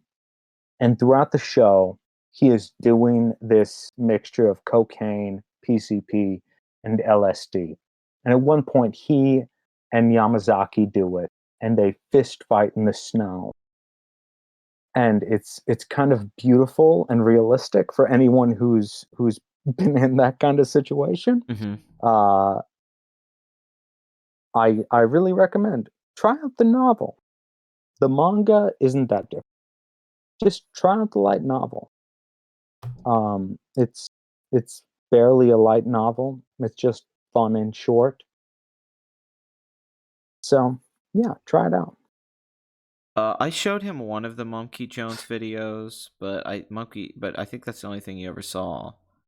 Yeah, I don't watch a lot of YouTube videos, I sent to you be his one honest video with you about guys. like being into 15-year-olds and all that, and how it connected to anime, and how it's not like I mean, he does a satirical like pro argument for it, that it's okay to want to bang 15-year-olds, and he uses anime for his argument. But Monkey's channel got shut down. I remember yeah, I was a huge fan of his, and I am a fan of. I don't like the anime YouTubers who take themselves super serious and try to do that deep analysis of every anime, but the ones that have a sense of humor about anime, and they're the way like uses anime in his videos, I think is fantastic. And I would, that's the shit I love. And that, I mean, that's yeah, the memes you can get out of it, like how I had the Gundam Wing joke at the beginning of the Game of Thrones video. I'm all about that shit, and I get it, and I think it's awesome. Not that I dislike a serious analysis on anime, Like I know like Super Eye Patch I Wolf and all that, but I'm I'll not. say I haven't generally liked it very much. Typically, I like the ones that are more comedic in how they talk about anime or use it. I haven't found a single analysis. I don't like analysis video. Um, and They I definitely doubt I'll become. like They've definitely become any like a kind of parody of monkey. themselves. I doubt that I'd like any kind of monkey reviews. Um, It's Mumkey, so like with an M. yeah, mum, but it's like monkey. Yeah, Ghost Stories. he has like monkey Yeah, the ears. dub is awesome. They were pretty much given some funny lines and did whatever they wanted to, and it's pretty much the same cast as Welcome to the NHK. Um, yeah, it's a fun show unless you watch it with the original subs. Yeah, But 100%. let's hop back on Gynax. After Fooly Cooley, Surumaki and Ano really leave to form Kara Studios and rebuild Ava in the Ava rebuild. Then you might not like Digibro since he is really serious and sometimes nitpicky. Like your movie sucks in my opinion, but it kind of talks about. I've watched Digibro. I think I liked. The one guy I really like is the guy who's like Mm. Stramboli or Stramboli. I think's the name of his channel. I'm a big fan of his Is work Digibro the guy who has like these big animated sequences? because that name sounds familiar, and I'm pretty sure I've watched his content. Has he been around for a long time? Because that sounds so fucking familiar. Anyway, Yeah, I'm gonna look I've up been Digibro. You can keep engrossing talking. myself in anime recommendations from everyone. Hacks, Yeah, old school people, Digibro probably, yeah. everyone.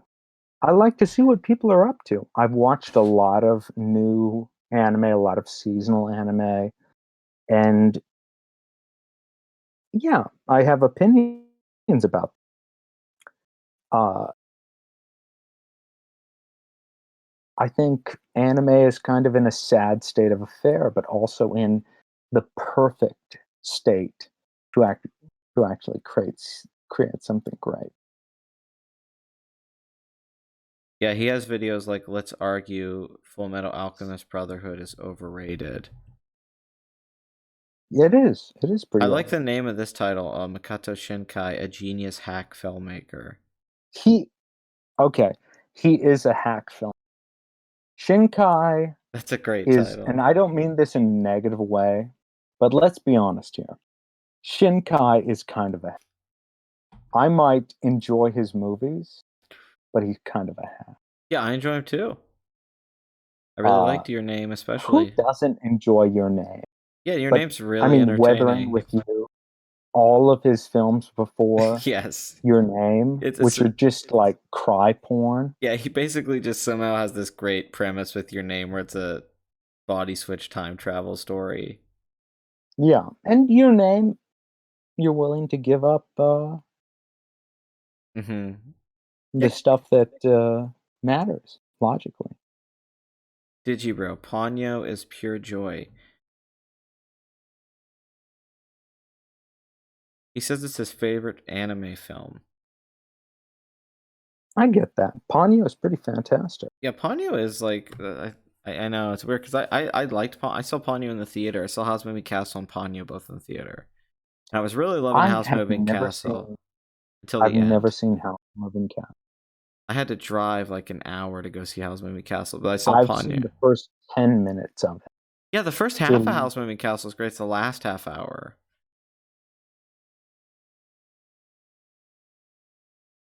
His video on Christian Shinkai is Bale amazing. is Yeah, in it. yeah, Christian Bale's Hal. Do you guys love Shinkai or resent him? I feel like a lot of people are mixed on his stuff. I feel a lot of people think, I think that's a very common opinion to think that he makes beautiful background art, but his characters are stock. And even though he's making anime more mainstream, it's really, in my opinion, uninteresting science fiction plot. As someone who loves science fiction, what he does is kind of insulting. Like, what was it? 50, like 5 millimeters per second?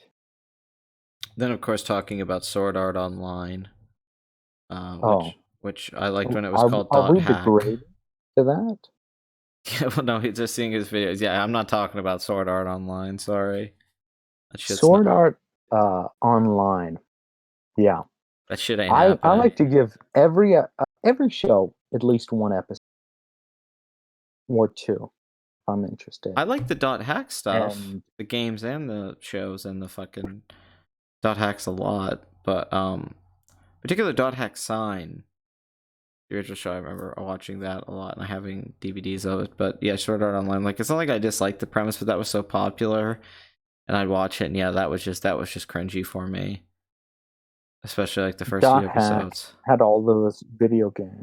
It was pretty cringy, I would say, Yeah, at the very least. Dot Hack had the PS2 games, the games after that, and then there was manga, and then you would get discs of things on the video games. Every video game you bought in that series, which was cool. It was this crossover thing, but man, you'd get another series, and then there was the different shows. But it was really hard to get all of it at Yeah. once. It was all over the place. There was a lot of Dot Hack. And I remember being a kid not understanding what the fuck went where. I'd be playing the games, which the first couple of games are actually pretty decent RPGs. I was not a kid who wondered about any of that stuff. I was more intrigued by movies, and at 10 years old, I was really intrigued by Anthony Burgess and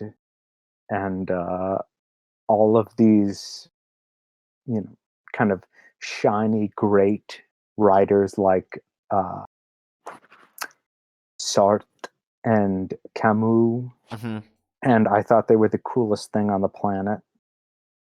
I remember early on really being a fan. I was saying Belladonna of Sadness. Oh, Belladonna of Sadness Which kind of I kicks ass. which I wish the Criterion Collection would release, but they probably can't get I the. have the Blu-ray of it, Yeah. actually. No, it's great. I saw that when I was really young.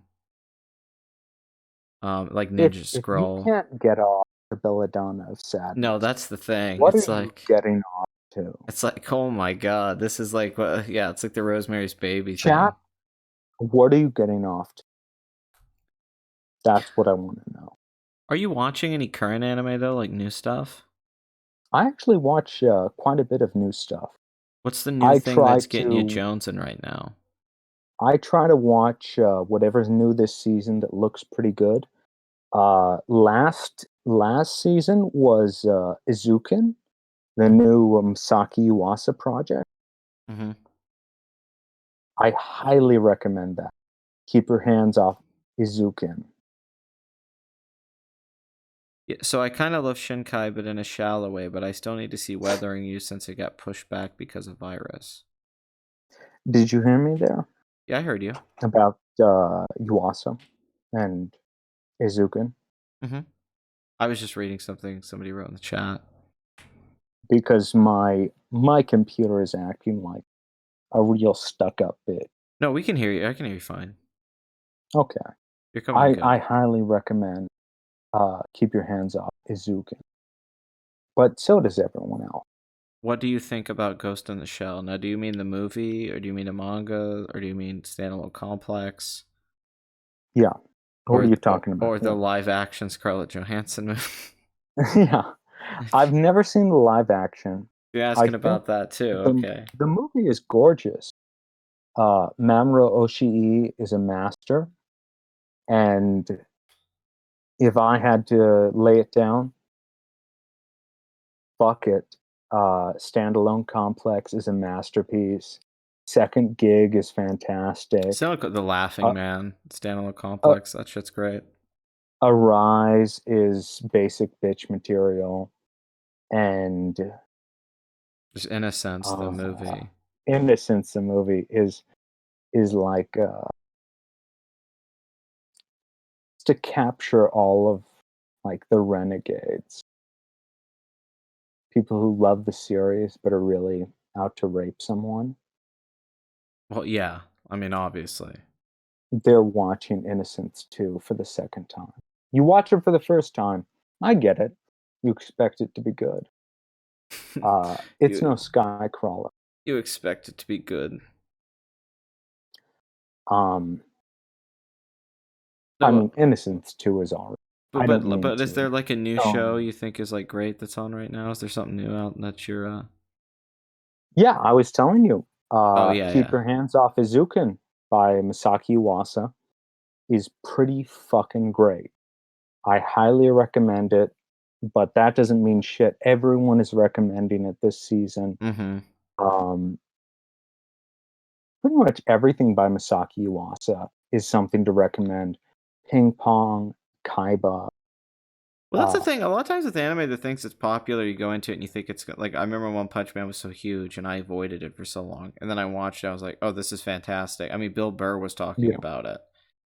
And then yeah, these shows that get all the hype you think. And it's not always true, but generally with anime like when I go watch the hot show way after it's already been like really popular, I'm like, "Okay, yeah, this is really good."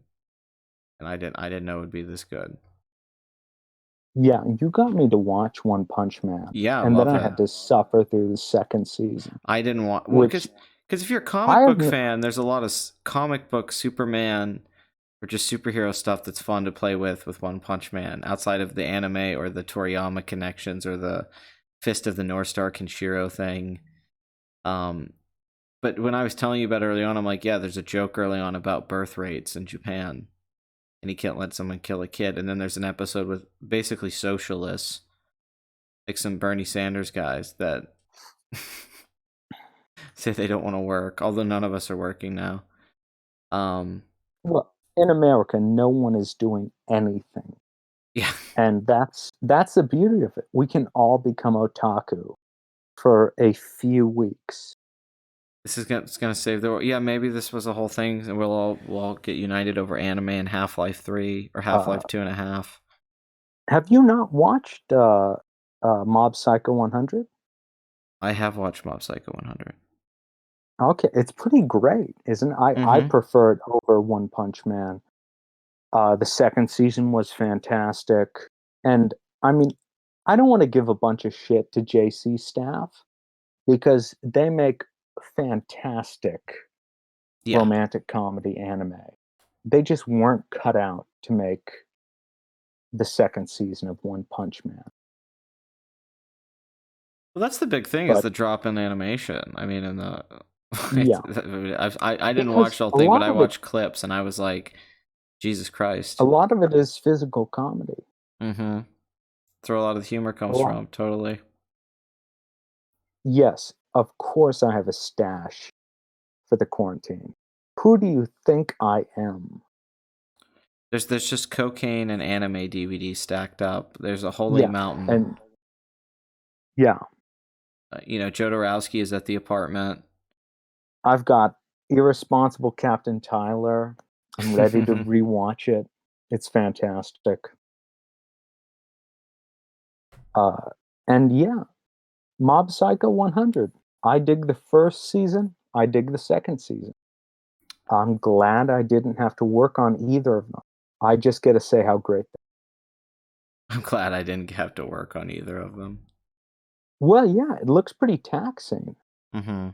The animation on both of them is gorgeous.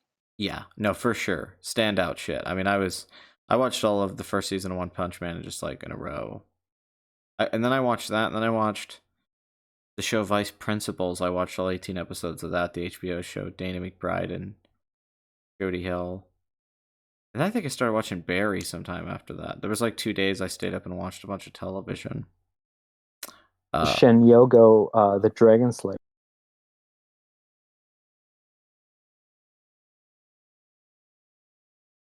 you guys need to see Prison School by JC Staff. Prison School is really funny. Yeah, I haven't seen Prison And School. I see. I've devoted myself to watching a lot No, I know of you've been anime. watching a lot of anime the last like year. I feel like I am the racist who needs to open their eye. And I've watched in a few This years is a lot of reparations. yeah. This is reparation. Yeah, this is reparations. You're gonna watch all this fucking anime. Although Mob Psycho 100 should be watched by a it's a fantastic work. Okay, we're coming up on 2.5 hours. I want to take a little break. Um, and then maybe I don't know. Ask some. You guys have some questions. We'll knock out I some will answer questions. some questions. Yeah, If you I got get. a, Yeah, because I have to go to the bathroom. Everything. all right, he's got a piss. I will answer some questions. So go ahead, hit me Uh, with them. and also since we've been talking about anime so long, like I said, if you guys have questions about anything, they don't have to be anime related. You want to talk about Yeah, what movies are we'll coming? do. Yeah, you could talk about anything now because we've been talking about anime like over 2 hours. So Yeah, although we talk about anime so much no, you and call just me. hide it. We talk about Gundam a lot, especially. There's been long Gundam Yeah. conversations. Just going into it, All but right, so I'll try and answer some questions. all right, bro. Motion. Does Blood Money have a stat? Oh yeah. Yeah, I do think Mob Psycho is superior to One Punch Man. Do I like Konosuba? Fucking A, I like Konosuba. It's the greatest parody of the isekai genre. And Prison School, really funny. There's another kind of similar show where, oh god, Cromartie High School is what it's called, and it's incredibly funny. I highly recommend that.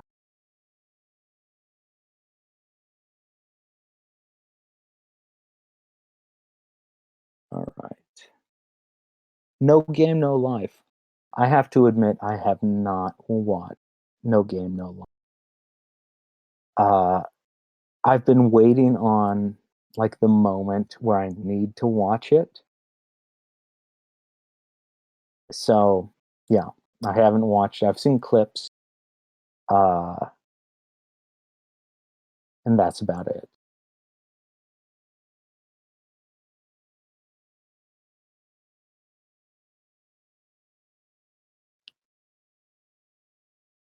My top five anime TV shows. I love Serial Experiments Lane. I love Great Teacher Onizuka, to be honest. As far as okay, you're asking me TV shows. So no Akira. Haibane Renmei is fantastic. Techno Lies, Serial Experiments Lane. Chiaki Kanaka, fantastic writer. I love Pat Labor. Steins Gate is fantastic. I really love Tanami Galaxy. I think anyone who's gone to a state college should check that show out, and it's a real enlightening experience. Uh, do you like that? Yeah, I like Steins Gate. I really like Steins Gate. I thought it was a really good show. Steins Gate Zero, I was not crazy about. Um, but yeah, the original Steins Gate, it was cool. Uh, and something I would recommend. Astro Boy. Are we talking about the original? In which case, yes, I do recommend it to anyone who wants to go back and see the origins of what anime was. Konosuba movie that the Pulp Fiction writer said was cinema at its peak. I'm not sure what you mean there. The Konosuba movie was really good, but I don't know if Tarantino said that, so I'm not entirely sure. Made in Abyss. Yeah, I liked it until that halfway through it got into what I would consider kind of cry porn. And watching the characters make it down, I don't know. It left me with a bad feeling, especially nowadays that a highly acclaimed show is getting a movie instead of a second season. It deserves like a second core, like two core second season. That's my opinion. Uh, Dragon Ball, honestly, I watched that when I was a kid. I don't remember much of it. Uh, so that's my I opinion. love Dragon Ball and Dragon Ball Z, and He knows a lot about Dragon Ball. Toriyama Oh, worked and on he worked on Devil is a Chrono part Trigger. timer. I just want to say about Devil is a part timer. People latch on to that show. I've never known why. I watched it. It's funny as shit. But What are you saying about Roger Avery, Casper? oh yeah, it's Devil is a part timer where pretty much the devil becomes a McDonald's server, and something about it is so intriguing. But they never went on to make more of it. And let's be honest, they probably never. Yeah, I went and got a Corona out of my fridge. I have a Corona, oddly enough. I think that's offensive because I brought lime. Yeah, it could use a lime. I'll tell you that. This shit is like skunky right now. Man. 99 calories. Uh, all right, so it's up to you. I know that it's issues, but I always get nostalgic when watching Sailor Moon. Oh, I fucking love Sailor Moon, dude. Sailor Jupiter was my girl back in the day. That was some early boner. Watching Sailor Moon and Tuxedo Yeah, Mask. Tuxedo Mask is the shit. Paula Avery said that the Kotsuba movie was cinema at its peak, and it made me so happy. He's talking about Roger. Konosuba is fantastic. He's talking about Roger Avery. Who said, "Yeah, I've been listening to some interviews with Roger Avery where he talks about working on Pulp Fiction. You've read the story with Roger Avery where he says like he came up with a lot of the stuff that ended up being a true Yeah, romance, and it was a script." Roger Avery will say anything about anything. Yeah, As far as if he wrote it, if anyone's concerned, yeah, he'll say he wrote. Um, so don't take too much yeah, like the Top Gun stock story into. from the Tarantino Top Gun bed that gate was his. He says. Yeah, I mean, don't take too much into what Roger Avery is. Um, of course, I've never met the man, Yeah, but I found he some takes a interviews lot of with him. credit. Yeah, he does. Won an Oscar for story credits. Pulp Fiction, the Gold Watch story. Yeah, because he claims that him and Tarantino early on, Tarantino had all this stuff, and then Avery had some stuff, and they mix it together, and then there was ideas in Pulp Fiction, and he said like one of the big. I think he said one of his because he always gets attributed to the Gold Watch, but I think he claims that some of the stuff in the third of Pulp Fiction too, with them shooting Marvin in the face and all that, was stuff that he had come up with before. I don't think he came up with Konosuba. I'll say that. Yeah. And he definitely did not come up with Maiden Abyss. Although, if you watch those first like 4 episodes of Maiden Abyss, it's gorgeous. And I'm gonna take a piss after saying that. Do you remember when Roger Avery made Citizen Kane? It was very exciting. You've watched Zodiac too many times? I could see that. That is a weird movie in that way. When I saw it the first time, I dug it, but it is one of those rewatch movies. Like it's on like cable or something, and you watch it like a dozen times. It gets more and more fun. You've watched a movie about a obsession too many times. Yeah, that's funny. I skipped Cowboy Bebop. So Roger Avery was just talking about it. Somebody could link that when this is done. I would like to hear Roger Avery talk about it. Because I was just listening to a podcast with him recently where he was talking about Tarantino being obsessed with revenge, and then he's likes to see optimism in the world and how things work out.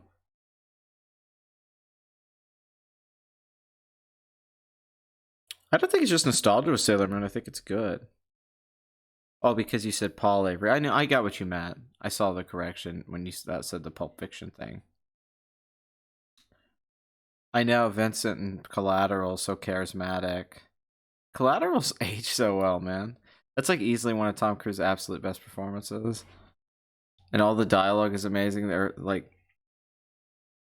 I mean, I always dug Collateral, but you watch Collateral now and it's just fucking great.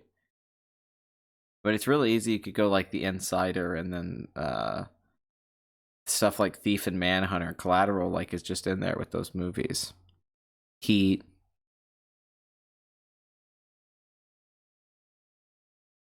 I do agree that animes have been robbed of Oscars. I don't get, like, in retrospect, like Joe Asashi should have won some Oscars for his scores or been nominated for scores that he did for like Castle in the Sky and Nausicaa, and although they probably didn't get distributed in the US.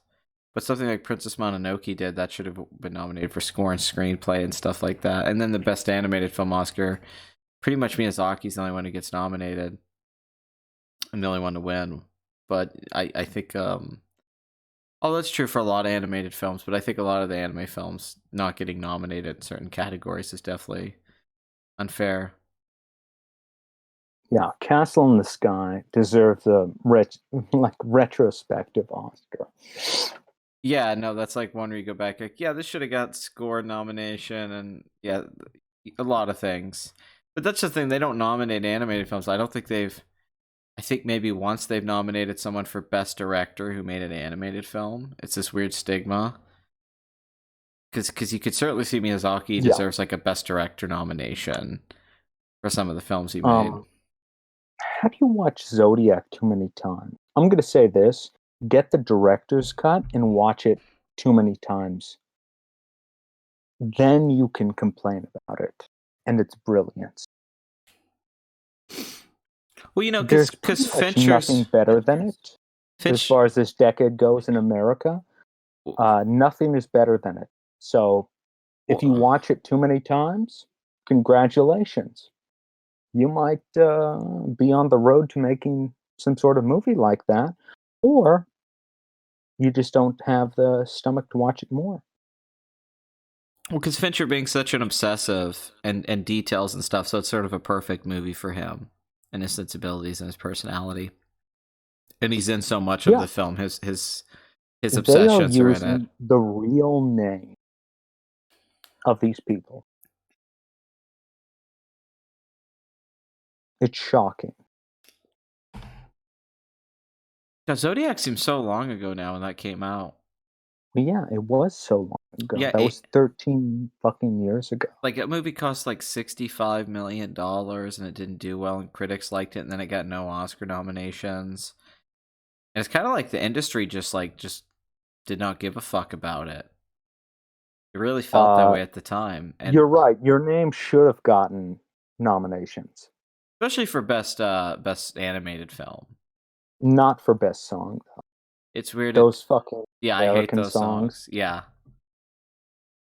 But Zodiac is truly fantastic. I recommend that to anyone who is interested in true crime in the least. And if you dig 70s movies, I think. Yeah, It try Zodiac.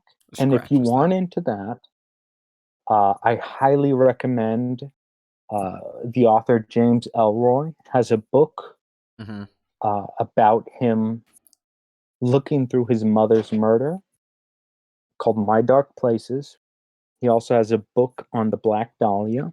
I recommend both of those. They're short, they're sweet, they work really well. And if you don't like either of those, I recommend just going to Raymond Chandler in false, you know, just fictional uh fictional I'm worried. mysteries. I'm worried if anime does win other categories, it might be accused of being woke by people with Parasite. I don't think that would happen. I think because it's animated, because it would be Should we talk about Parasite for a second here?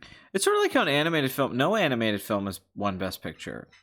I mean, the thing with the foreign film, there's been no, and I think an argument could be made that there were some years where the animated film, like even if you don't like the movie, like let's say this, the year that like Finding Nemo or something came out or Toy Story came out, I think they're probably in retrospect were much more significant films to what was happening, like for people at the time, than probably most of the live Yeah. action films that were nominated for Best Picture. Like 1995, What? Braveheart wins. Toy Story is a much more significant film than Braveheart. And I'm not saying like it's better or worse, it's just how important that movie is.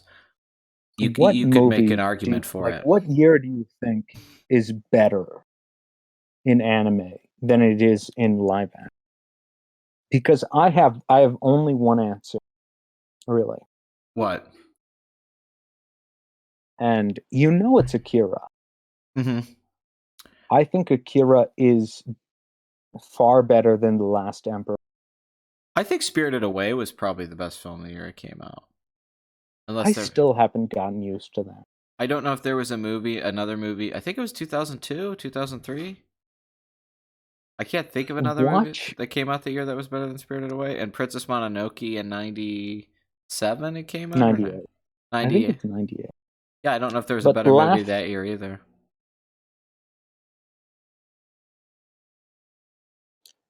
I think it would be I think it would be the 60th Academy Award.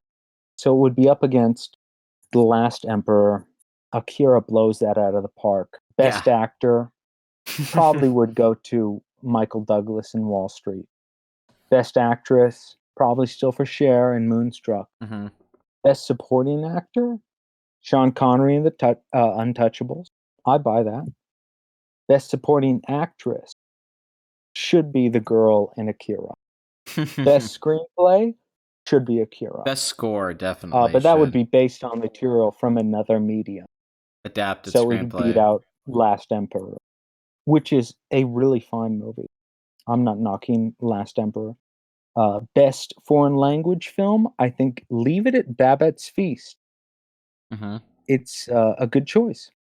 Best documentary feature, obviously it doesn't qualify for any of that.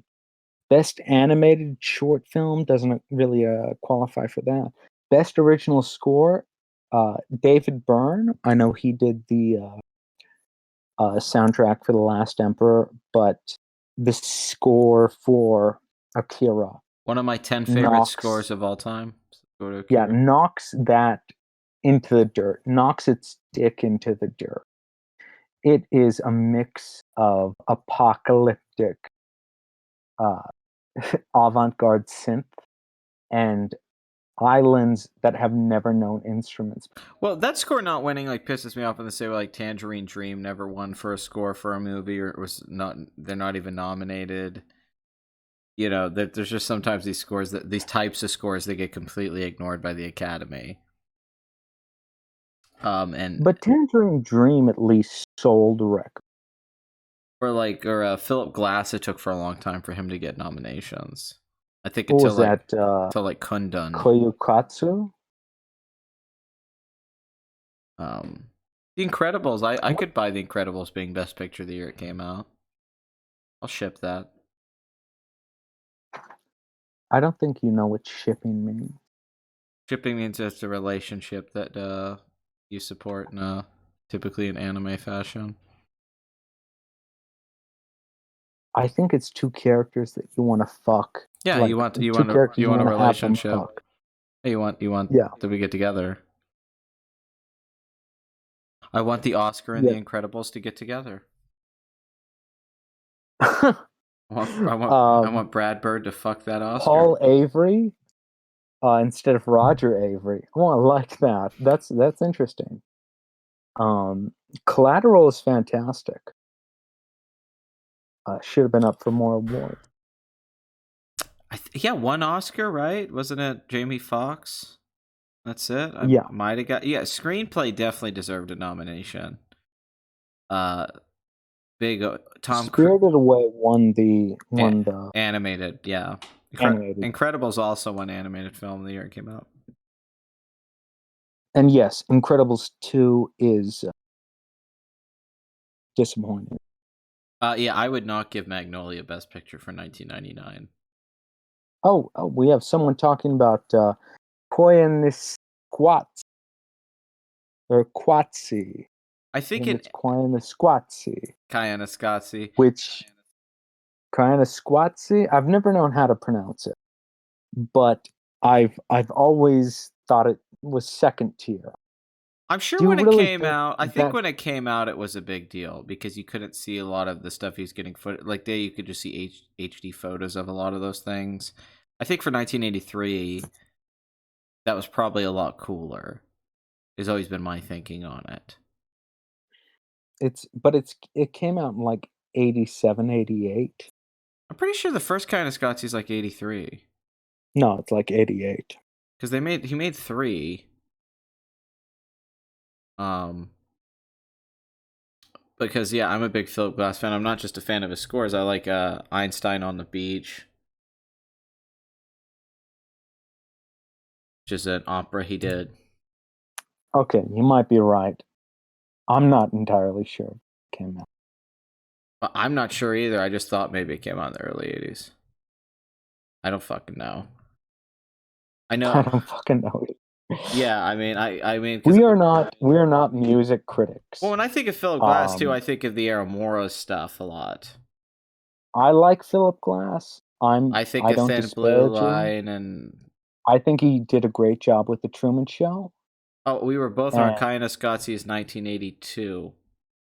oh, really? Yeah, so it's even earlier than what I thought. I didn't think it was that early. That's what I'm saying. I think when it came out, that probably was really fucking cool. I just think you watch it now and it's like, got an 8.3 on IMDb. People really Yeah. dig it. Maybe we're just wrong in thinking that. I I mean, like his, music for what is it? Music for 18 musicians. mm-hmm. Uh, I've had that for a long time. My father gave that to me as a record, and he said, "You must learn from this, son. You must defeat him." Well, because Sky Scots, I always think about the rocket at the end when it goes up into the sky, and all. There's things about it I remember, but I'm not gonna. I mean, I remember the most thing is the Simpsons joke with Otto, where he's like, "Hey man, I'm gonna watch Kind of Scotsy," and then he like puts the DVD in between two rocks, Mhm. and he's like, "Whoa, man!" And then of course on Scrubs, the janitor would look at Zach Braff's character, and the theme would play. I mean, Philip Glass is some sort of genius. He worked on For Thin sure. Blue Line Thin Blue Line, and yeah. Mishima: A Life in Four Chapters. Mm-hmm. Amazing work. So, who am I to criticize? I just think that movie is. I mean, honestly, who here thinks that movie works for them as entertainment? Yeah. Berserk 2016 Best Picture? Uh, that's pretty fucking funny. Yeah, are you gonna sit down and watch Kind of Scotsy and like? I've watched it quite a few times before. I've watched it under substances. I ship Pat and Blood. Nah, that's not going to work. Magnolia should have won Best Picture. Yeah, What that was that one. up against? It wasn't nominated for Best Picture. That was 1999. It was nominated for Screenplay, Supporting Actor, and Song, which I believe that song was written for Jerry Maguire. Wise Hmm, up. interesting. And then Camera Crow didn't use it, and then it was in May. Although I think it's in the end credits or something. It's somewhere in Jerry Maguire. On the soundtrack, that's what it is. So she does. American Beauty won that year, right? Yeah, that's 99. And then I mean, in retrospect, there's a lot of film. The Insider, out of the ones nominated, I think was the best. But movies like Fight Club weren't nominated. Being John Malkovich, I think, was nominated. I know it was nominated for screenplay director. He was nominated for Frank T.J. Mackey. Yeah, no, he got supporting actor nomination. It got supporting actor, screenplay, and song were the three Oh, nominations. God. Is that the year Hilary Swank got the nomination I think that's what for she won. being a Boys boy? Don't Cry. Yeah, Boys Yep. Don't Cry. She won that year. Insider should have won best adapted screenplay. Yeah, out of the movies nominated for Best Picture in my mind, I think The Insider should have won. The Insider should have won But for sure. there were other great films that year that I don't think were nominated for Best Picture. Like Best animated short film, best art direction, best cinematography. I want to see best. Was there a best animated film? Best Animated didn't exist until like 2001. I think it was Shrek or something. That's a shame. They didn't have that category before. Best cinematography. That launched Conrad Hall back into the mainstream, and I don't think that's a bad thing. I would have definitely given Election more Oscar nominations in retrospect. Asking me my favorite Clint Eastwood movie he directed. I mean, Unforgiven's my favorite, which I know is a cliche answer, but it's cliche because it is that good. Yeah, it's just so much better than all of his. Like, it's better than most movies. So that's not a. But that one, if I'm going for one that maybe people don't, that one, The Better World with Kevin Costner. Okay, Your Movie Sucks gave Quenequatsi a 10 out of 10. Conestasi. Is that, I don't know how you pronounce it. I'll be completely culturally ignorant. And I'm going to tell you, it's not a 10 out of 10. To me, at least. Yeah, I'm not surprised that Your Movie Sucks did that. If you are looking for a bizarre movie of Philip Glass's music and screensaver from the early 80s, mid 70s. Screensavers, yeah. You came to the right place. If that's a 10 for you, if you've your whole life been waiting for that. If you think that's a perfect film, good for you. You've seen it, and there's more David Byrne for you out there. And a lot better David Byrne. You get to see David Byrne with the Talking Head in Chronicles and in Stop Making Sense. And those are clearly better. And if you're all about the music, David Byrne and Brian Eno did that. God, what is the name of that album where they use nothing but sample? Yeah. Also, David Byrne, if you want to look, get the movie True Stories. Very entertaining movie. David Byrne's very funny in that movie. I don't really dig Gran Torino. My problem with Gran Torino is the supporting cast. It's not really Clint Eastwood in the premise. I like that. But I think the fact he cast these people that were non-actors was a horrible choice. It can work sometimes, like City of God. It's really good. But Gran Torino, I think there's a bunch of bad performances which hold the whole movie back, and I don't really dig the ending of Gran Torino. But it's decent. I mean, I think America does horror best. I think there's things in other countries of horror that I've preferred. Like there's some British horror films and obviously Eastern horror films and some French stuff. But generally, there's more great, I think, American horror films than anywhere in the world, because I think probably America makes more horror films than anywhere in the world. That's not to say that there's not specific films from countries that I think are top tier horror. But if you're just talking sheer volume, I mean, it has to be the United States. Yes, $1 Million Baby. Because $1 Million Baby is just like the most cliche cringe. Like he's talking about cry porn. I mean, I'm shocked Clint Eastwood made it and how successful. I mean, it's so fucking. I mean, I get it. You wear your heart on your sleeve kind of movie. That's a lot of ways what Rocky was. But when people talk about movies being manipulative and they use it as a pejorative and not a positive, I think what it usually means is that you feel the manipulation and it's failing, as opposed to a movie that's succeeding in manipulating your emotions, which is just a good movie. $1 Million Baby is that movie where everything feels constructed and trite, and I'll give them credit. The actors are trying. It's not like Clint Eastwood and Morgan Freeman aren't giving it their all. But it's $1 Million Baby's Clint Eastwood's Gladiator for you. I guess so. Yeah, right. I just hate Yeah. Gladiator. You know, It's if you took Gladiator and put the album I was talking about, My Life in the Bush of Ghosts, which is Brian Eno and David Byrne, if you gave it that soundtrack, it would have won Best Picture and would have been a classic. a horror anime that I like is called Yomishibai, which is a bunch of short stories, like short ghost stories. It's only, I think episodes are only 5 minutes.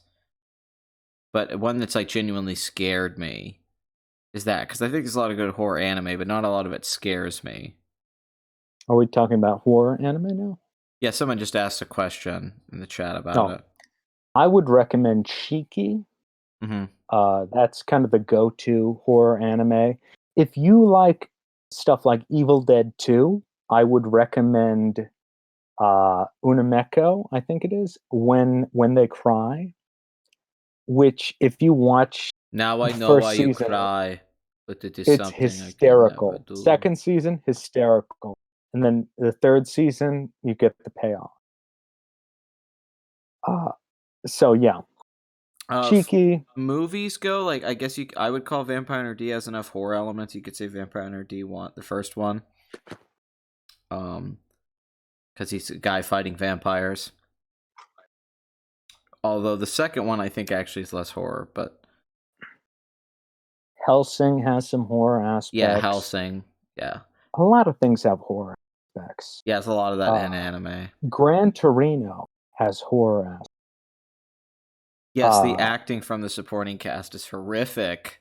Yes. Clint Eastwood is not good in the movie. I mean, he's good for a senior citizen who they let out of the home, but that's about it. And No, Gran Torino was huge, man. That movie was fucking, it like, was, yeah. I remember seeing the People trailers wanted to for love it. it. I remember seeing trailers for it in the theater, and everybody, like, you could feel this energy in the air that it was going to be popular. I was just like, man. Yeah. And then he does American Sniper a few years later, directs that, and that's a huge movie. And Spielberg was attached to that up until, like, right up until they were going to go into shooting. Then it becomes the biggest movie that year. Clint Eastwood always stays Yeah. relevant. People think Gran Torino is still fun. I'm not going to shit on anyone who likes it. Gran Torino is a fun time. Also, Will Stevenson, you were Badre Bali. Denzel Washington is pretty awful in Fences, and if you want proof of that, go watch earlier productions of Fences. Oh, James Earl Jones. Like with James Earl Jones, where he makes that come to life. Denzel Washington just says things in his voice and expects to get an Oscar. And yeah, horror anime is not the best genre. In fact, it's probably the worst genre, because who cares if a cartoon thing gets murdered? A cartoon anime gets murdered. Yu Hakusho has a great Halloween tone, especially the second chunk of it. Yeah. Where you get into the Black Tournament. Well, Yu Hakusho starts as a ghost story the first few episodes. Yeah. Oh, Color Out of Space. I really dig it. Yeah, Cordry has a review of that. I have not watched Cordry. I don't watch a lot of things, but I have seen Color Out of Space, and I enjoyed it. I enjoyed the short story too. I agree. Parts of Perfect Blue are great horror. I'm not disagreeing with that. And Paranoia Agent. Especially when you get to the third act of Perfect Blue and the reveal happens and, like, the final chase scene. That's, like, a great... Perfect Blue is a thriller. It's a psychological thriller. It's more Silence of the Paranoia Lambs. Agent is closer to horror. Yeah. Where you have essentially something like Hello Kitty destroying reality. An idea that's so good that it's it's melding reality. If you just want like fucked up, if you mean stuff like that, or maybe it's more the gothic category, you could just like read Berserk. But that's what most people Yeah. do. I mean, if you want just fucked up, that's dark fantasy, but it's definitely like if you're going for like a lot of pure horror elements, there's stuff like that in there for sure. I'd say even Clive Um, Barkian-esque things come up there. The Cenobites are very similar to the God Hands. it Actually, depends on what kind of horror you're looking for. yeah, if you because there's different, because the way horror is in literature, the way it is in movies. There's the short story format of horror, which is where I think it works best. Um, so there's all sorts of different ways you can view horror. Although, yeah, I gotta say, there's not a lot of scary anime, in my opinion. There's been a lot of animes I find very. Not that there isn't parts of Yeah. animes I don't find scary, but not horror in general. No, like I said with the United States, I think people don't want to just say the United States when it comes to art has something that they're the best at, like like hip hop, obviously. But yeah, horror. It's like yeah, if you're just talking sheer amount, there's too many great American horror. I mean, there's a lot of bad ones, but you could just start listing movies off that are good horror films from America, and we still get good horror films in America. My question is, do you want something that will really scare you? And if so, I don't think anime is the way to go. Um, there is Shiki, which has a fun Salem's Lot inspired premise. And there is Unimeka When They Cry. Mm-hmm. I'd recommend both of those, but as far as stuff that's really scary, I don't think anime can quite do it for you. Just, I mean, I would say I don't think Western animation can quite do it for you. It's something that live action film needs to be a part. I don't disagree. I think there is an element there. I think horror doesn't totally translate in animation. I think it can in a light tone way or a fun way. But I think, Ichi the Killer is dark. Yeah, I see that. but actually being scared, I don't think animation always thrives in that. Not that you can't like there's things like in Watership Down that if you're a kid that's scary. The rabbits going at Yeah. each other, being all bloody. I get that. But as an adult, I don't see a lot of that stuff as scary horror. I just see it more as there's more of a psychological element to it. And it kind of goes into I don't know. It feels like movies and video games. Video games can pull horror off really well too, Of course. Yeah, because I you're the mean, avatar, you're the PT character. is great at pulling off that kind of horror. Or even just As going back to the unfair first as it Silent is. Hill, when you're just walking through the alleyway and the way the camera angles go, where it's the overhead and then the camera twists with you and moves as you walk down, just stuff like that at the time, Right. especially. That the fixed camera angles. Yeah, that make it kind of have this weird cinematic. Because I think about all that stuff and then all those video games and stuff that influence, and I just think, well, yeah, but then there's just Jacob's Ladder, where a lot of that stuff comes Yes. from. And So Jacob's Ladder is so much better than a lot of those things as an experience. And a lot of it has to do with it being Casper a movie. Halverson said about Satoshi Kon. Yes, Satoshi Kon actually had scary things in his that rivaled stuff, not quite to The Shining, but to your average everyday emotion or imagination. I agree, His Dan. work I think VR horror is is going to damn be the good, future. and people love that guy Junji Ito. I think his stories are really fun. People seem to love his work, so that's up to you guys. If Satoshi Kon is dead, he's gone. He's never coming back. Junji Ito is a fairly young man, and I could completely see him going into virtual reality after this big uh, anime he's doing. But horror is not the environment for anime. Yeah, That's just what I believe. I think they do. What about you? I think they take aesthetic things from horror and find ways to mix it in action stuff and other things. I think like in that way they use horror well. but I don't think like just pure horror is executed well in anime. I definitely think one of the cool things about anime is that you can take things from other places and play with it in a new way. So there's horror imagery and a lot of stuff that I like even an example, because I would say that, because people don't want to give it a name, they use horror almost like as a negative. But there's stuff like just things that feel very horror movie-esque that could be like the scene in Princess Mononoke when Ashitaka shoots the arrow and it takes the guy's head off, and you see stuff like that in Yeah. Ron. There's something very horror Or in about that. Ava. Yeah, for sure, In and Ava, viscerally. in Millennium Actress, Mm-hmm. Kaiba even has some of that horror stuff, although it's pretty much Dune in Star Trek and Star Wars. Yeah. Mushishi, Kino's Journey, they all have that little aspect. I mean, Ninja Scroll, for instance, has a lot of horror in it. 100%. Yes. Yeah, it's like a horror action hybrid for a lot of it.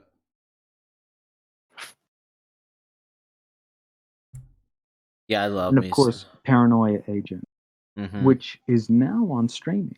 So everyone can check it out.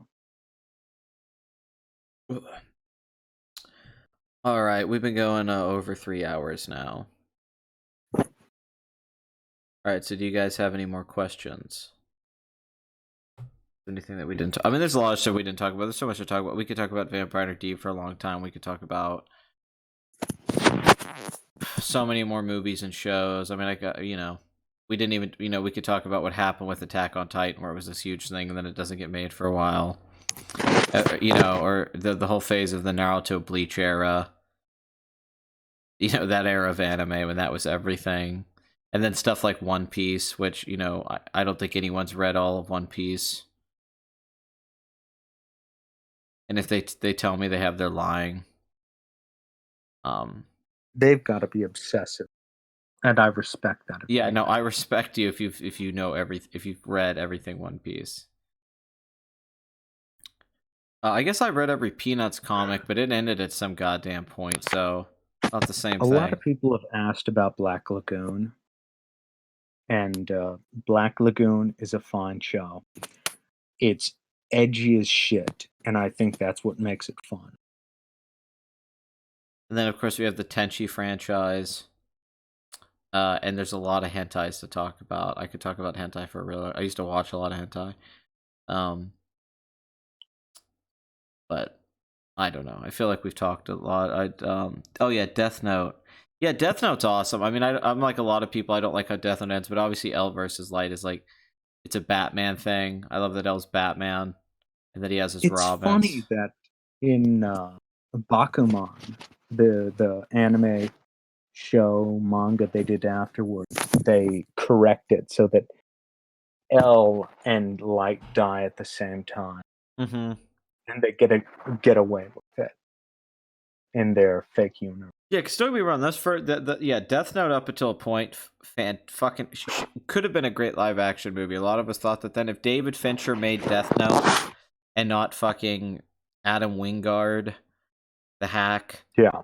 If someone like Shane Black was working on a Death Note script for years, if somebody really talented could have worked on Death Note, particularly David Fincher, I feel it could have been amazing. And even visual things, the way that Light and L see each other, and like where they're on the buildings, and then one's blue and one's yellow, all that stuff. You probably can translate some stuff like the tennis match, but I feel like Fincher could find a way to get that episode.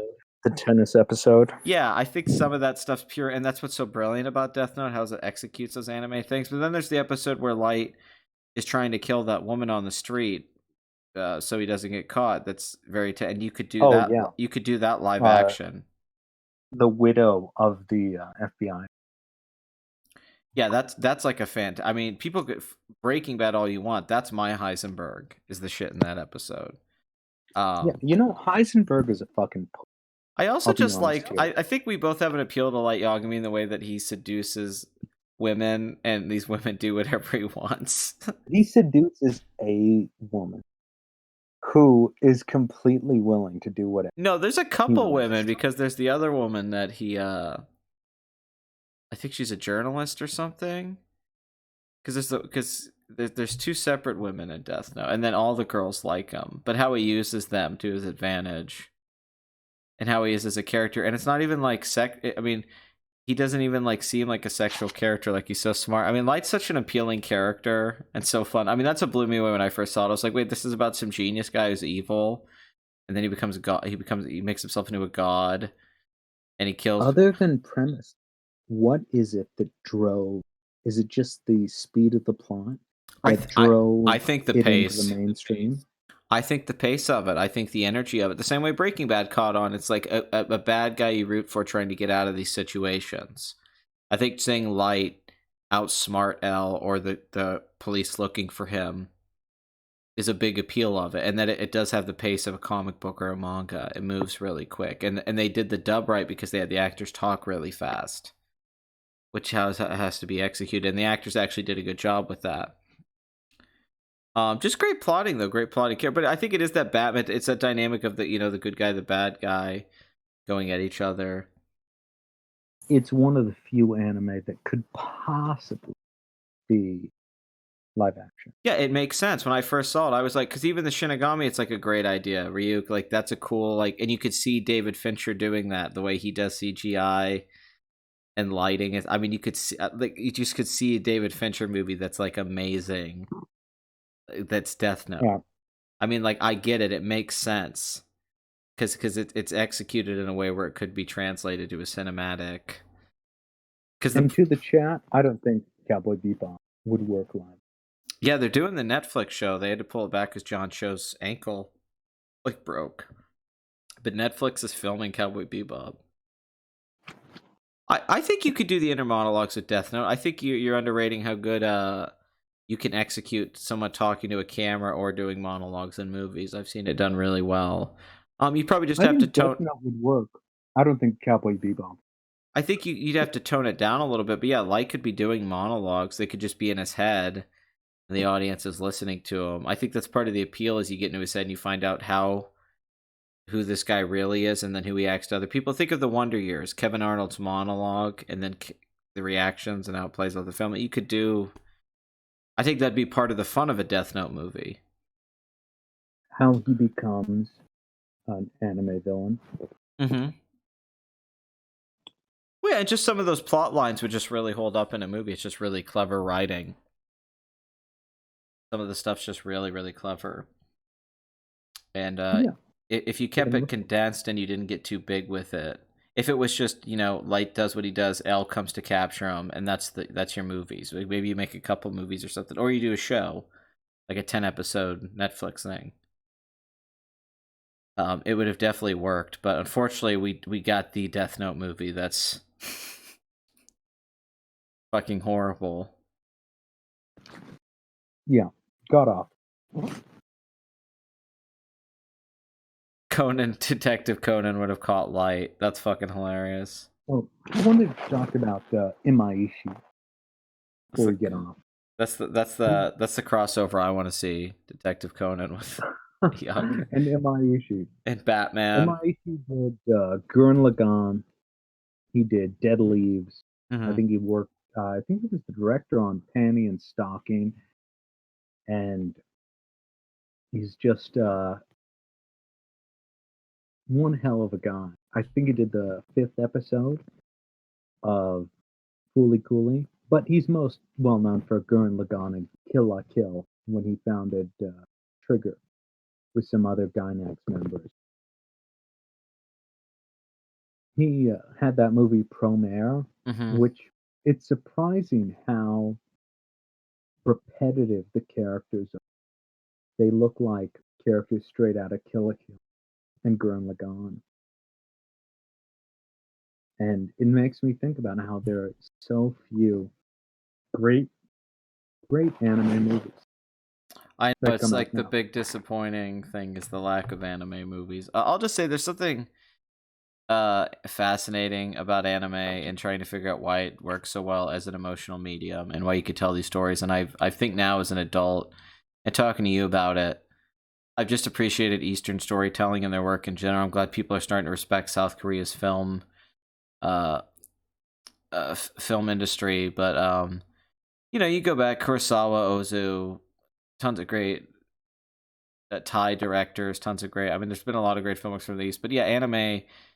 The way that it translates to all these different genres and styles, and I think it was doing the binge television thing that we're so popular with now with Netflix, or even the MCU doing the long form storytelling that comes from comic books. I think anime was doing it years before it got into the mainstream in America, and I think that's one reason it's lasted so well for the younger generations. Serialized storytelling, and I think that they execute it so well, and there's something about the aesthetic with that format, in the same way that I like comic book art with how it's executed.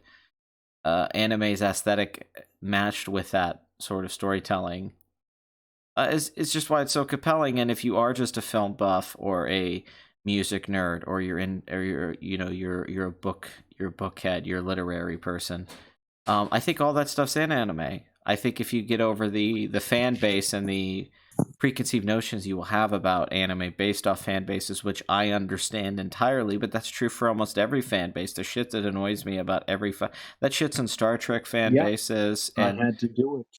And yes, I was just eating a BLT, so yeah, my microphone was compromised.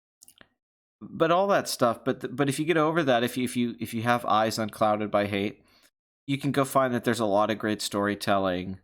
And you just like when I got into French movies, or when I got into Italian movies, or when I got into certain genres, subgenres of Yeah, American films or music, anime is a Italian neorealism, yes. French New Wave. Anime is a What is subgenre it of that does it something, for you? and you find it, and you find, maybe you'll be a series guy, maybe you'll like clamp stuff like X, maybe you'll like the romance animes, maybe you like the shonen stuff, but then I think for a lot of people, they'd be shocked how good stuff like Perfect Blue is if they don't think the animes that are popular for people who don't like anime. They always say stuff like that, like Death Note or Cowboy Bebop. But a lot of the time, I think when people say that, it's because they haven't watched more anime, so they see that and they go, "This is really good," and they don't know there's a bunch of great shit like that. To where that stupid stigma can go away, and you could be like, "Yeah, there's great anime and there's not great anime." But there actually is a lot of great anime, and it's silly to be ashamed of it. And I like that the internet and where we're at as a culture is in the mainstream, and I think they deserve it. I think Japan deserves it for what they've done with that medium, just like how important they are to the video game industry. Um, and that's lasted in a lot of ways. I think the whole, yeah, the weeaboo thing, the terminology, and I know there's there's a lot of people who still shit on that stuff. Razor Fist seems to hate everything anime. Um, I think it's silly. I think there's a lot of great shit in there. It's weird to have been someone who hated anime I know. and You who converted. now watches it, not religiously, but watches it quite a bit. And sometimes I watch shows that are, just one or two episodes, and they're trash. Seasonal stuff. I watch it, an episode or two of that. Modern stuff, isekai. It it's an interesting medium because, like most things, 90% of it is garbage. Mm-hmm.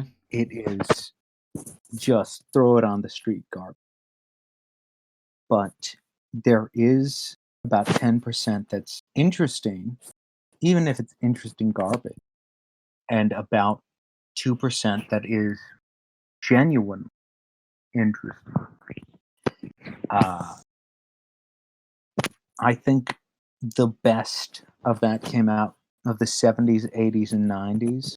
You look back at the 2000s, and personally, I don't think you have that kind of OVAs, movies, anything like that are being delivered, other than what Gynax was shooting out. And if I'm wrong, uh, show me any kind of OVA where I'm wrong about it, Show me the or money. TV show. Show me the money. All right. What's that? I said, show me the money. Show me the money. People say that there are barely any good anime, but I'd say there are tons of great ones, and there are fewer great horror. Yeah, I agree that there's a bunch of great anime. I agree with you that people don't. They don't deep dive into it, you know, and you don't have an excuse now. I get back in the day it was tough to get a lot of anime, but nowadays you can actually go watch anime. And I know there's people that Yeah, like all anime. I've met a lot of those people where they just think everything anime is great. But there's people that I know who like every movie they go see in the theater. They just like going to the movies. yeah. Irresponsible Captain Tyler, a fantastic anime, but it's it's something that isn't going to be one of the greats. Film has that place of ranking what is great. You know what I mean? Mm-hmm. Manga, light novels, TV shows, they can't interrupt. The Cowboy Bebop movie is great and is accepted into the pantheon of great anime films because it looks gorgeous. Same with Pat Labor too. Yeah, Pat Labor. I know. I agree. Well, that's the thing you're saying. I ate everything criticized anime on Sardonicast, but he only seen 3 seasons of an anime, including that's what it is a lot of the time. Is people who just watch the famous animes. They like seen Spirited Away and Death Note and stuff like that, and then they don't know. Like the people are really deep diving it, and they talk very much in the same way like hardcore video game fans talk about things. But it's like, no, dude, there's a reason this shit's so popular. It's like this shit's really fucking cool, and it's yeah. I mean, I've always been pro most geek culture things or things that were counterculture. But it's not really. It's really becoming less of a counterculture thing, which I think a lot of And things I'm are big. someone who shit on, really hated the entire anime industry for no reason. And I thought of Attack on Titan as a flash in the pan, One Punch Man, flash in the pan, same with Death Note. And now I look around and My Hero Academia on everything. It's on water bottle. Can't get away from it. And it's not just that. It's on It's my that condoms. yeah, I have a Deku condom. Plus Ultra. Oh well, of course. It's not just that. It's that, I was an ass about my judgment of the genre, of the of the artistic medium. I hated it for no reason, To be fair, and you're I not. can't You weren't a explain big why. animation guy in general, though. You're not really big on animated movies and shows. Well, I like Don Bluth. But you're not like a big Like his work. animation person. You know, like I really like animation. That's true. I can't say I'm someone who shoots his load over Snow White or uh, Peter Pan. Yeah, so that's an element too, but that also shows that the fact that you still connected with it, even though animation's not like one of your go-to mediums. Um, but it doesn't. I don't think anime's stuck in some kind of bubble because of animation. I think it only thrives because of its animation. I can't explain why it is so hated. I hated it myself, and I think a lot of it is just years of looking at anime fans I and think it is thinking, too. "My God." It's been lasting so long. It's how a lot of people I know hate sports. They hate sports fans. Or they'll talk about how people are about football and stuff like that. But they don't like dig sports. It is weird. People there's a lot. Well, it's not like your dad is gonna say, "Oh, let's go and watch, uh, let's go and watch Macross Plus." Yeah, let's go outside and throw the Totoro plush around. Let's go outside and toss No Face around. Let's go toss no face around, son. Okay, Dad. Hey, Dad, want to have a catch? Hey, Dad, you want to build some gunpla with me? Yeah. Sure, son. Yeah, you want to help make this Gundam model with me, Dad?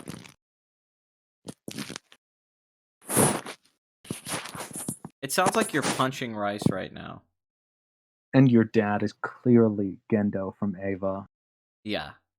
That's what my dad was, smiling under his sunglasses and looking down at me, saying, get, you know, I'm not even going to say get in the robot, just saying, be better. And fuck Asuka, you pussy.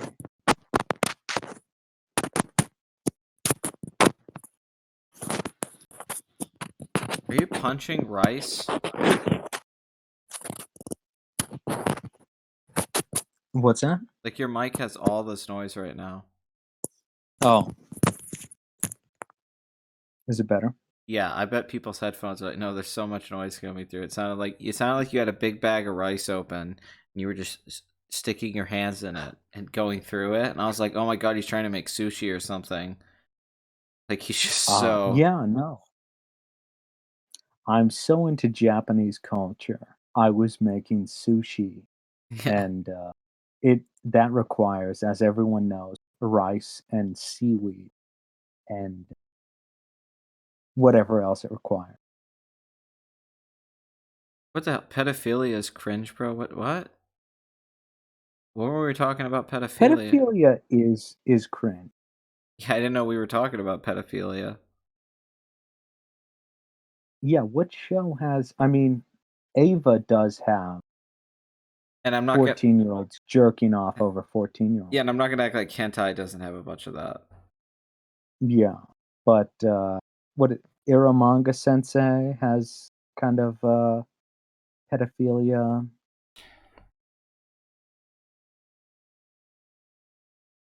You know, I don't know. if it's up to me, I'll just say blame the Japanese. If you like anime, though, I did some AMVs on here with Sharkfoot's music for Gundam and Gainax. Hope to do more in the future. I think down the road on a episode of the Beef Stew, we'll probably talk about an anime movie at some point. So get ready for something like that. Maybe we'll talk about Akira or something like that more in depth. Um, and hopefully you guys are all doing well with the quarantine right now. It's been fucking weird.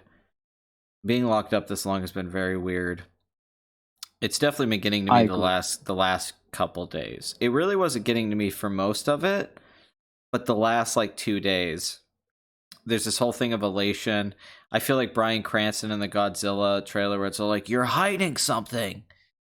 You like they're not telling us something. It's like seeing that there's National Guard outside to keep you from going places. It's very like you told me the other day. It feels like we're getting prepped for a kaiju attack or something. They're trying to get It's us. exactly that. I'm in Tokyo 3. Yeah, Seattle is Tokyo. they're trying to get us ready for this big thing. So it's been very weird. So it's almost hard to talk about things right now because there's no new movies that are going to come out, and it's hard to like talk about. Even when we were talking about Jerry Maguire, we're talking about this. You know, I'm trying not to drift. That like, man, it's been fucking weird. I've been in my house. I've been getting a lot of like not a lot of stimulation because of going outside or going places. Just really to the grocery store, driving around in the car. My days really consist around what I'm eating. My meals Maybe become we have an entire episode for Ava. yeah. We just deep dive into Ava. Although who hasn't done? Yeah, I think everyone's done that, but it's I don't know. I don't I know think if a fun deep dive for Ava. are you guys doing good? How's everyone's quarantine going? Is there anyone who's still working? Because I'm unemployed. Yes, anyone still working here? Anyone work at a I mean, these are my safe zone? subscribers, so I don't know how much of them had jobs to begin with. But Yeah.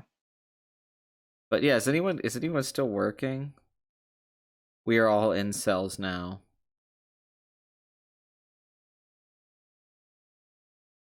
Yeah, the government has made us all autonomous. Yeah, that was the plan. We have to find a way. Did you see that Simpsons clip that was going around where it's like them basically talking about the coronavirus and it's the network sitting around the table? And then NBC tries to talk, and Fox goes, "Now listen, NBC, you are not to ask questions. You're only to speak when spoken to." And they're like, "We need a national health crisis. Why don't we release a disease into the public?" Okay. And then they open up a briefcase and they say, "Hey, NBC, come over here." And they inject it into NBC's arm, and then they like die, and they're like, "That's good." Okay, someone said, Crazy Chameleon says, what if you reviewed movies that recently came out that are not out on? Oh, I could Who the see. fuck is making video? I'll say that right now. No one is. If you buy Blu-ray, you're like me. You're a fanatic. Yeah, I feel pathetic And whenever I get a new DVD or Blu-ray. It's like I feel like this era is over, and I'm not accepting it. I'm just that guy who's like, "Ah, fuck it. What do you mean I can stream it? It'll look great." Just review stuff like we might talk about The Lighthouse at some point. Maybe we'll do a whole episode about The yeah, Lighthouse. I'd rather do a whole episode on Ava and the fact that it's still going. Oh yeah, no. If Game of Thrones stayed good through seasons 5 through 8, yeah, it would definitely be one of the great shows. It's embarrassing looking at No, it is the embarrassing. Game of Thrones, like the Game of Thrones show.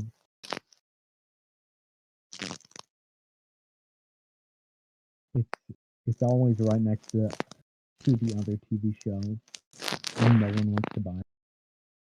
And slowly, at Best Buy, all the prices decrease. It's sad. I'll just say that. No, it is. It is. It's fucking sad. It's fucking sad, man. It's fucking pathetic. I feel sad. I'm like my buzzes wear off from the shots I did earlier. Now I'm in that weird phase where you're drinking, where you're like, I don't know what's going on. That's Oh, why what is wrong with my mic, by the way? sometimes there's like a static comes in, or it sounds like you're far away.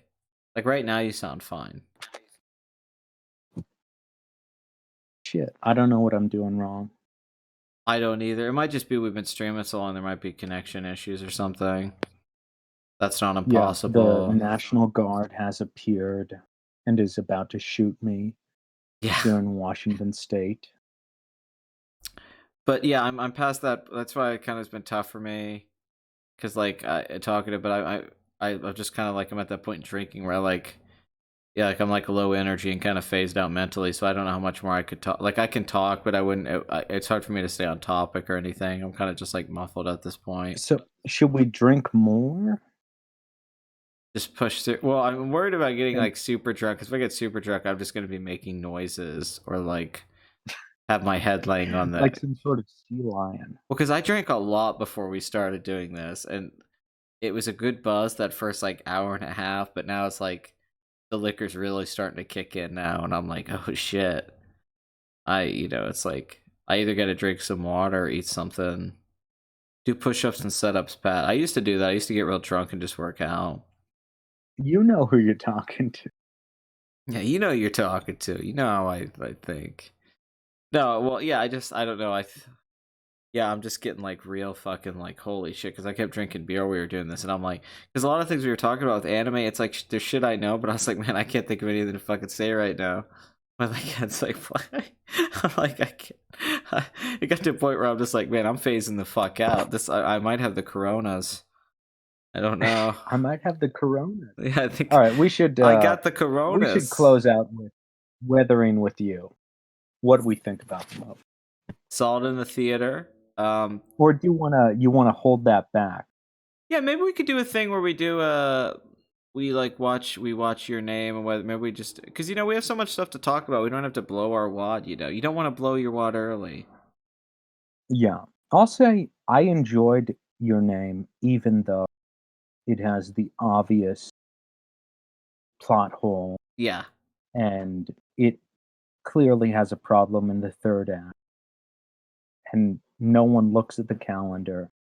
yeah, As I was saying, anime is an emotional medium, it gets you emotionally invested in these two people, and it keeps you there. Yeah, that the scene on the handwritten. But I review movies that are on stream. I get what you're saying. Maybe some movies that I didn't review when they were in theaters.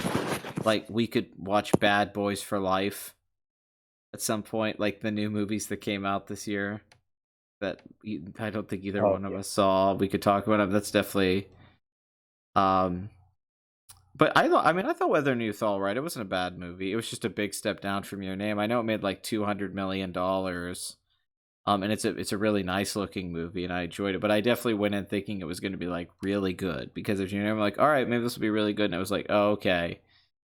I guess that was What's your favorite epidemic movie? I have to say, Contagion yeah, by Contagious. Steven Soderbergh. Contagions really plays so well now, especially the Jude Law character.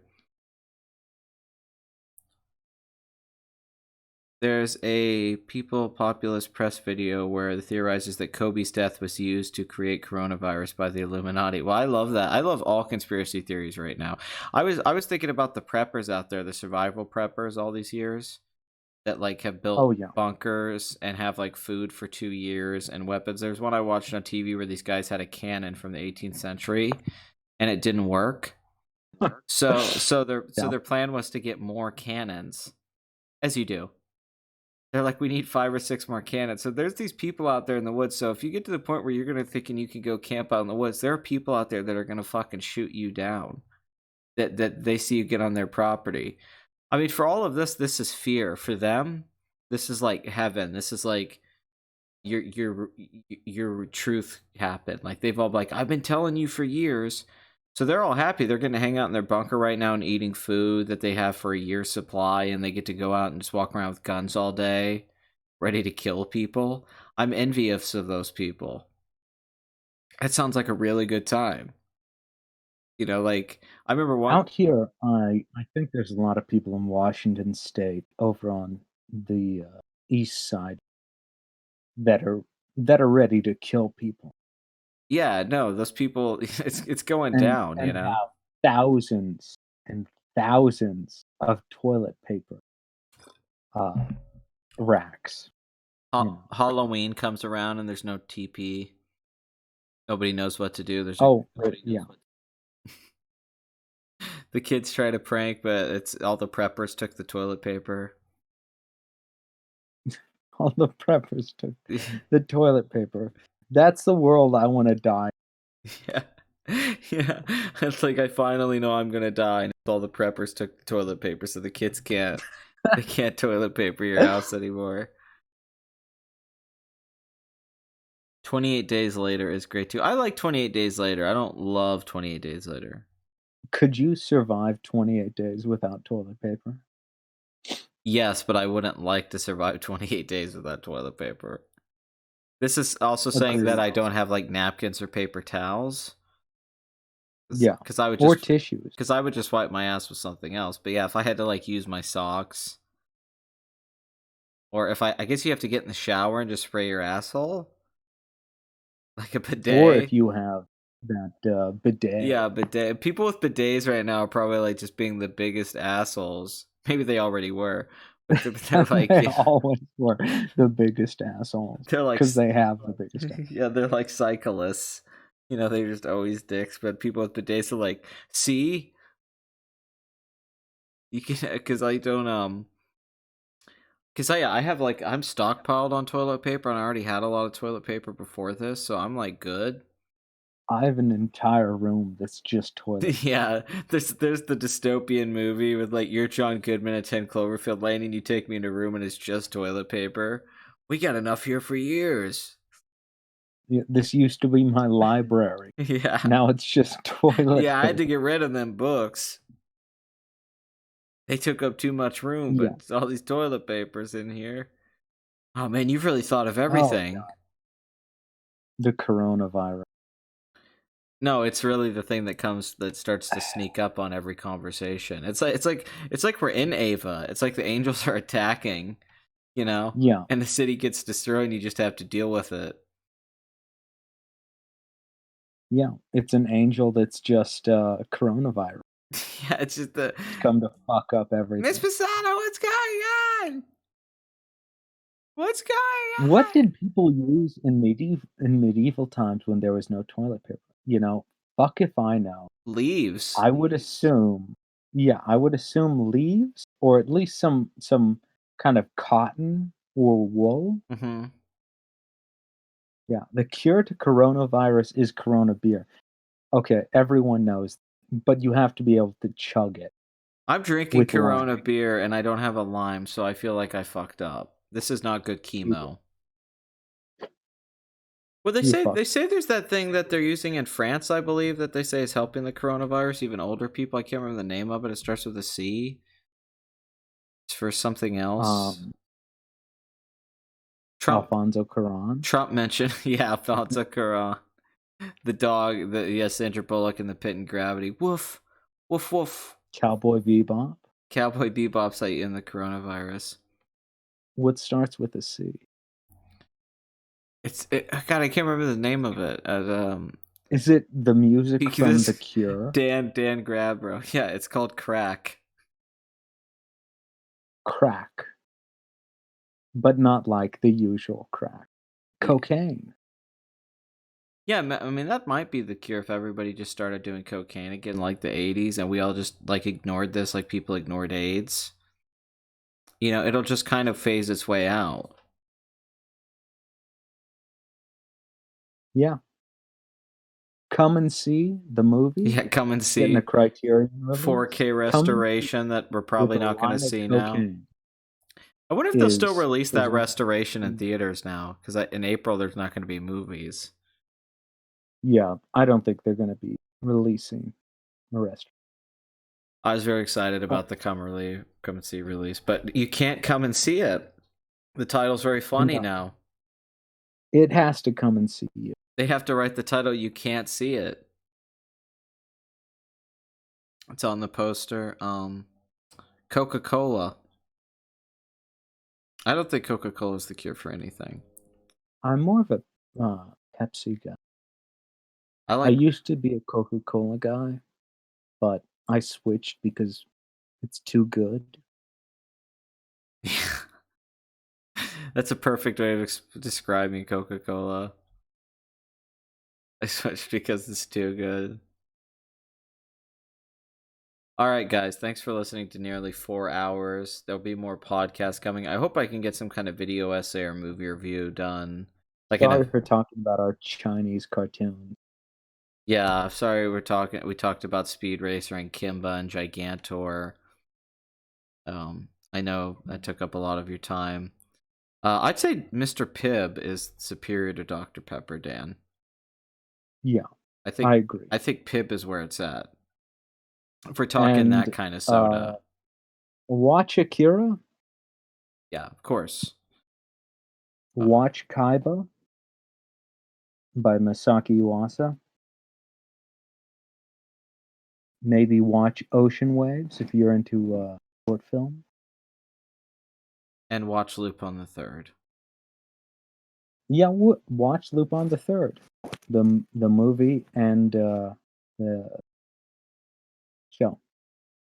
But yeah, thanks guys. But we'll be working on some podcasts, and yeah, like I said, I hope I get some videos done. And we'll probably come up with a live stream or something else. The problem is there really isn't, I mean, it's weird to say there isn't a lot to talk about. Everything's kind of about one thing right now, which I think is also part of the problem with being locked up in the house so much, is that we're not really getting a lot of new news from different things. It's like this celebrity has the coronavirus, or this thing happens with the coronavirus, or are people going to get checks from the government? Okay, this or that. That's been the converse. That's all that's everywhere. I'm like, Great teacher on his. I mean, fucking watch that Golden Boy. I mean, fucking Valve just came out with a new fucking Half-Life game, and I think if we weren't in this thing, that would be such a bigger deal. But it's like the reaction to this whole thing has been so weird. It's very surreal. You know, I don't mind not working. I don't mind being on summer vacation, and that the government wants to give me an allowance like I'm a kid. You know, I could live with that, but it's like that you can't. We will both sing Imagine, by the way. Yeah. Yeah, the celeb singing Imagine was fucking. Sarah Silverman's always somehow in each one of those. I don't know why she's treated as this bigger celebrity than she is. I don't even hate Sarah Silverman stuff, but it's like she's really not that big of a celebrity. But somehow she's involved with everything. Yeah, every time the celebs get together and sing a song, pretty much whenever any group of people get together and sing a song, it's cringe. I mean, Magnolia, where they all sing the fucking song. You know, whenever a group of people sing a song and it's supposed to be this special, powerful moment. I mean, We Are the World is fucking terrible, and all the like some of the greatest people ever in We Are the World. That should be amazing, but it's just fucking cringy. Bob Dylan, Springsteen, Michael Jack, all these people, and it's cringy to see them singing together. It I just, would never unite people under Pepsi. yeah, That would be horrible. it just doesn't work when a group of people sing a song to like Jim. It's a bad idea. Don't do it. Yeah, no one will ever solve the problems in Africa.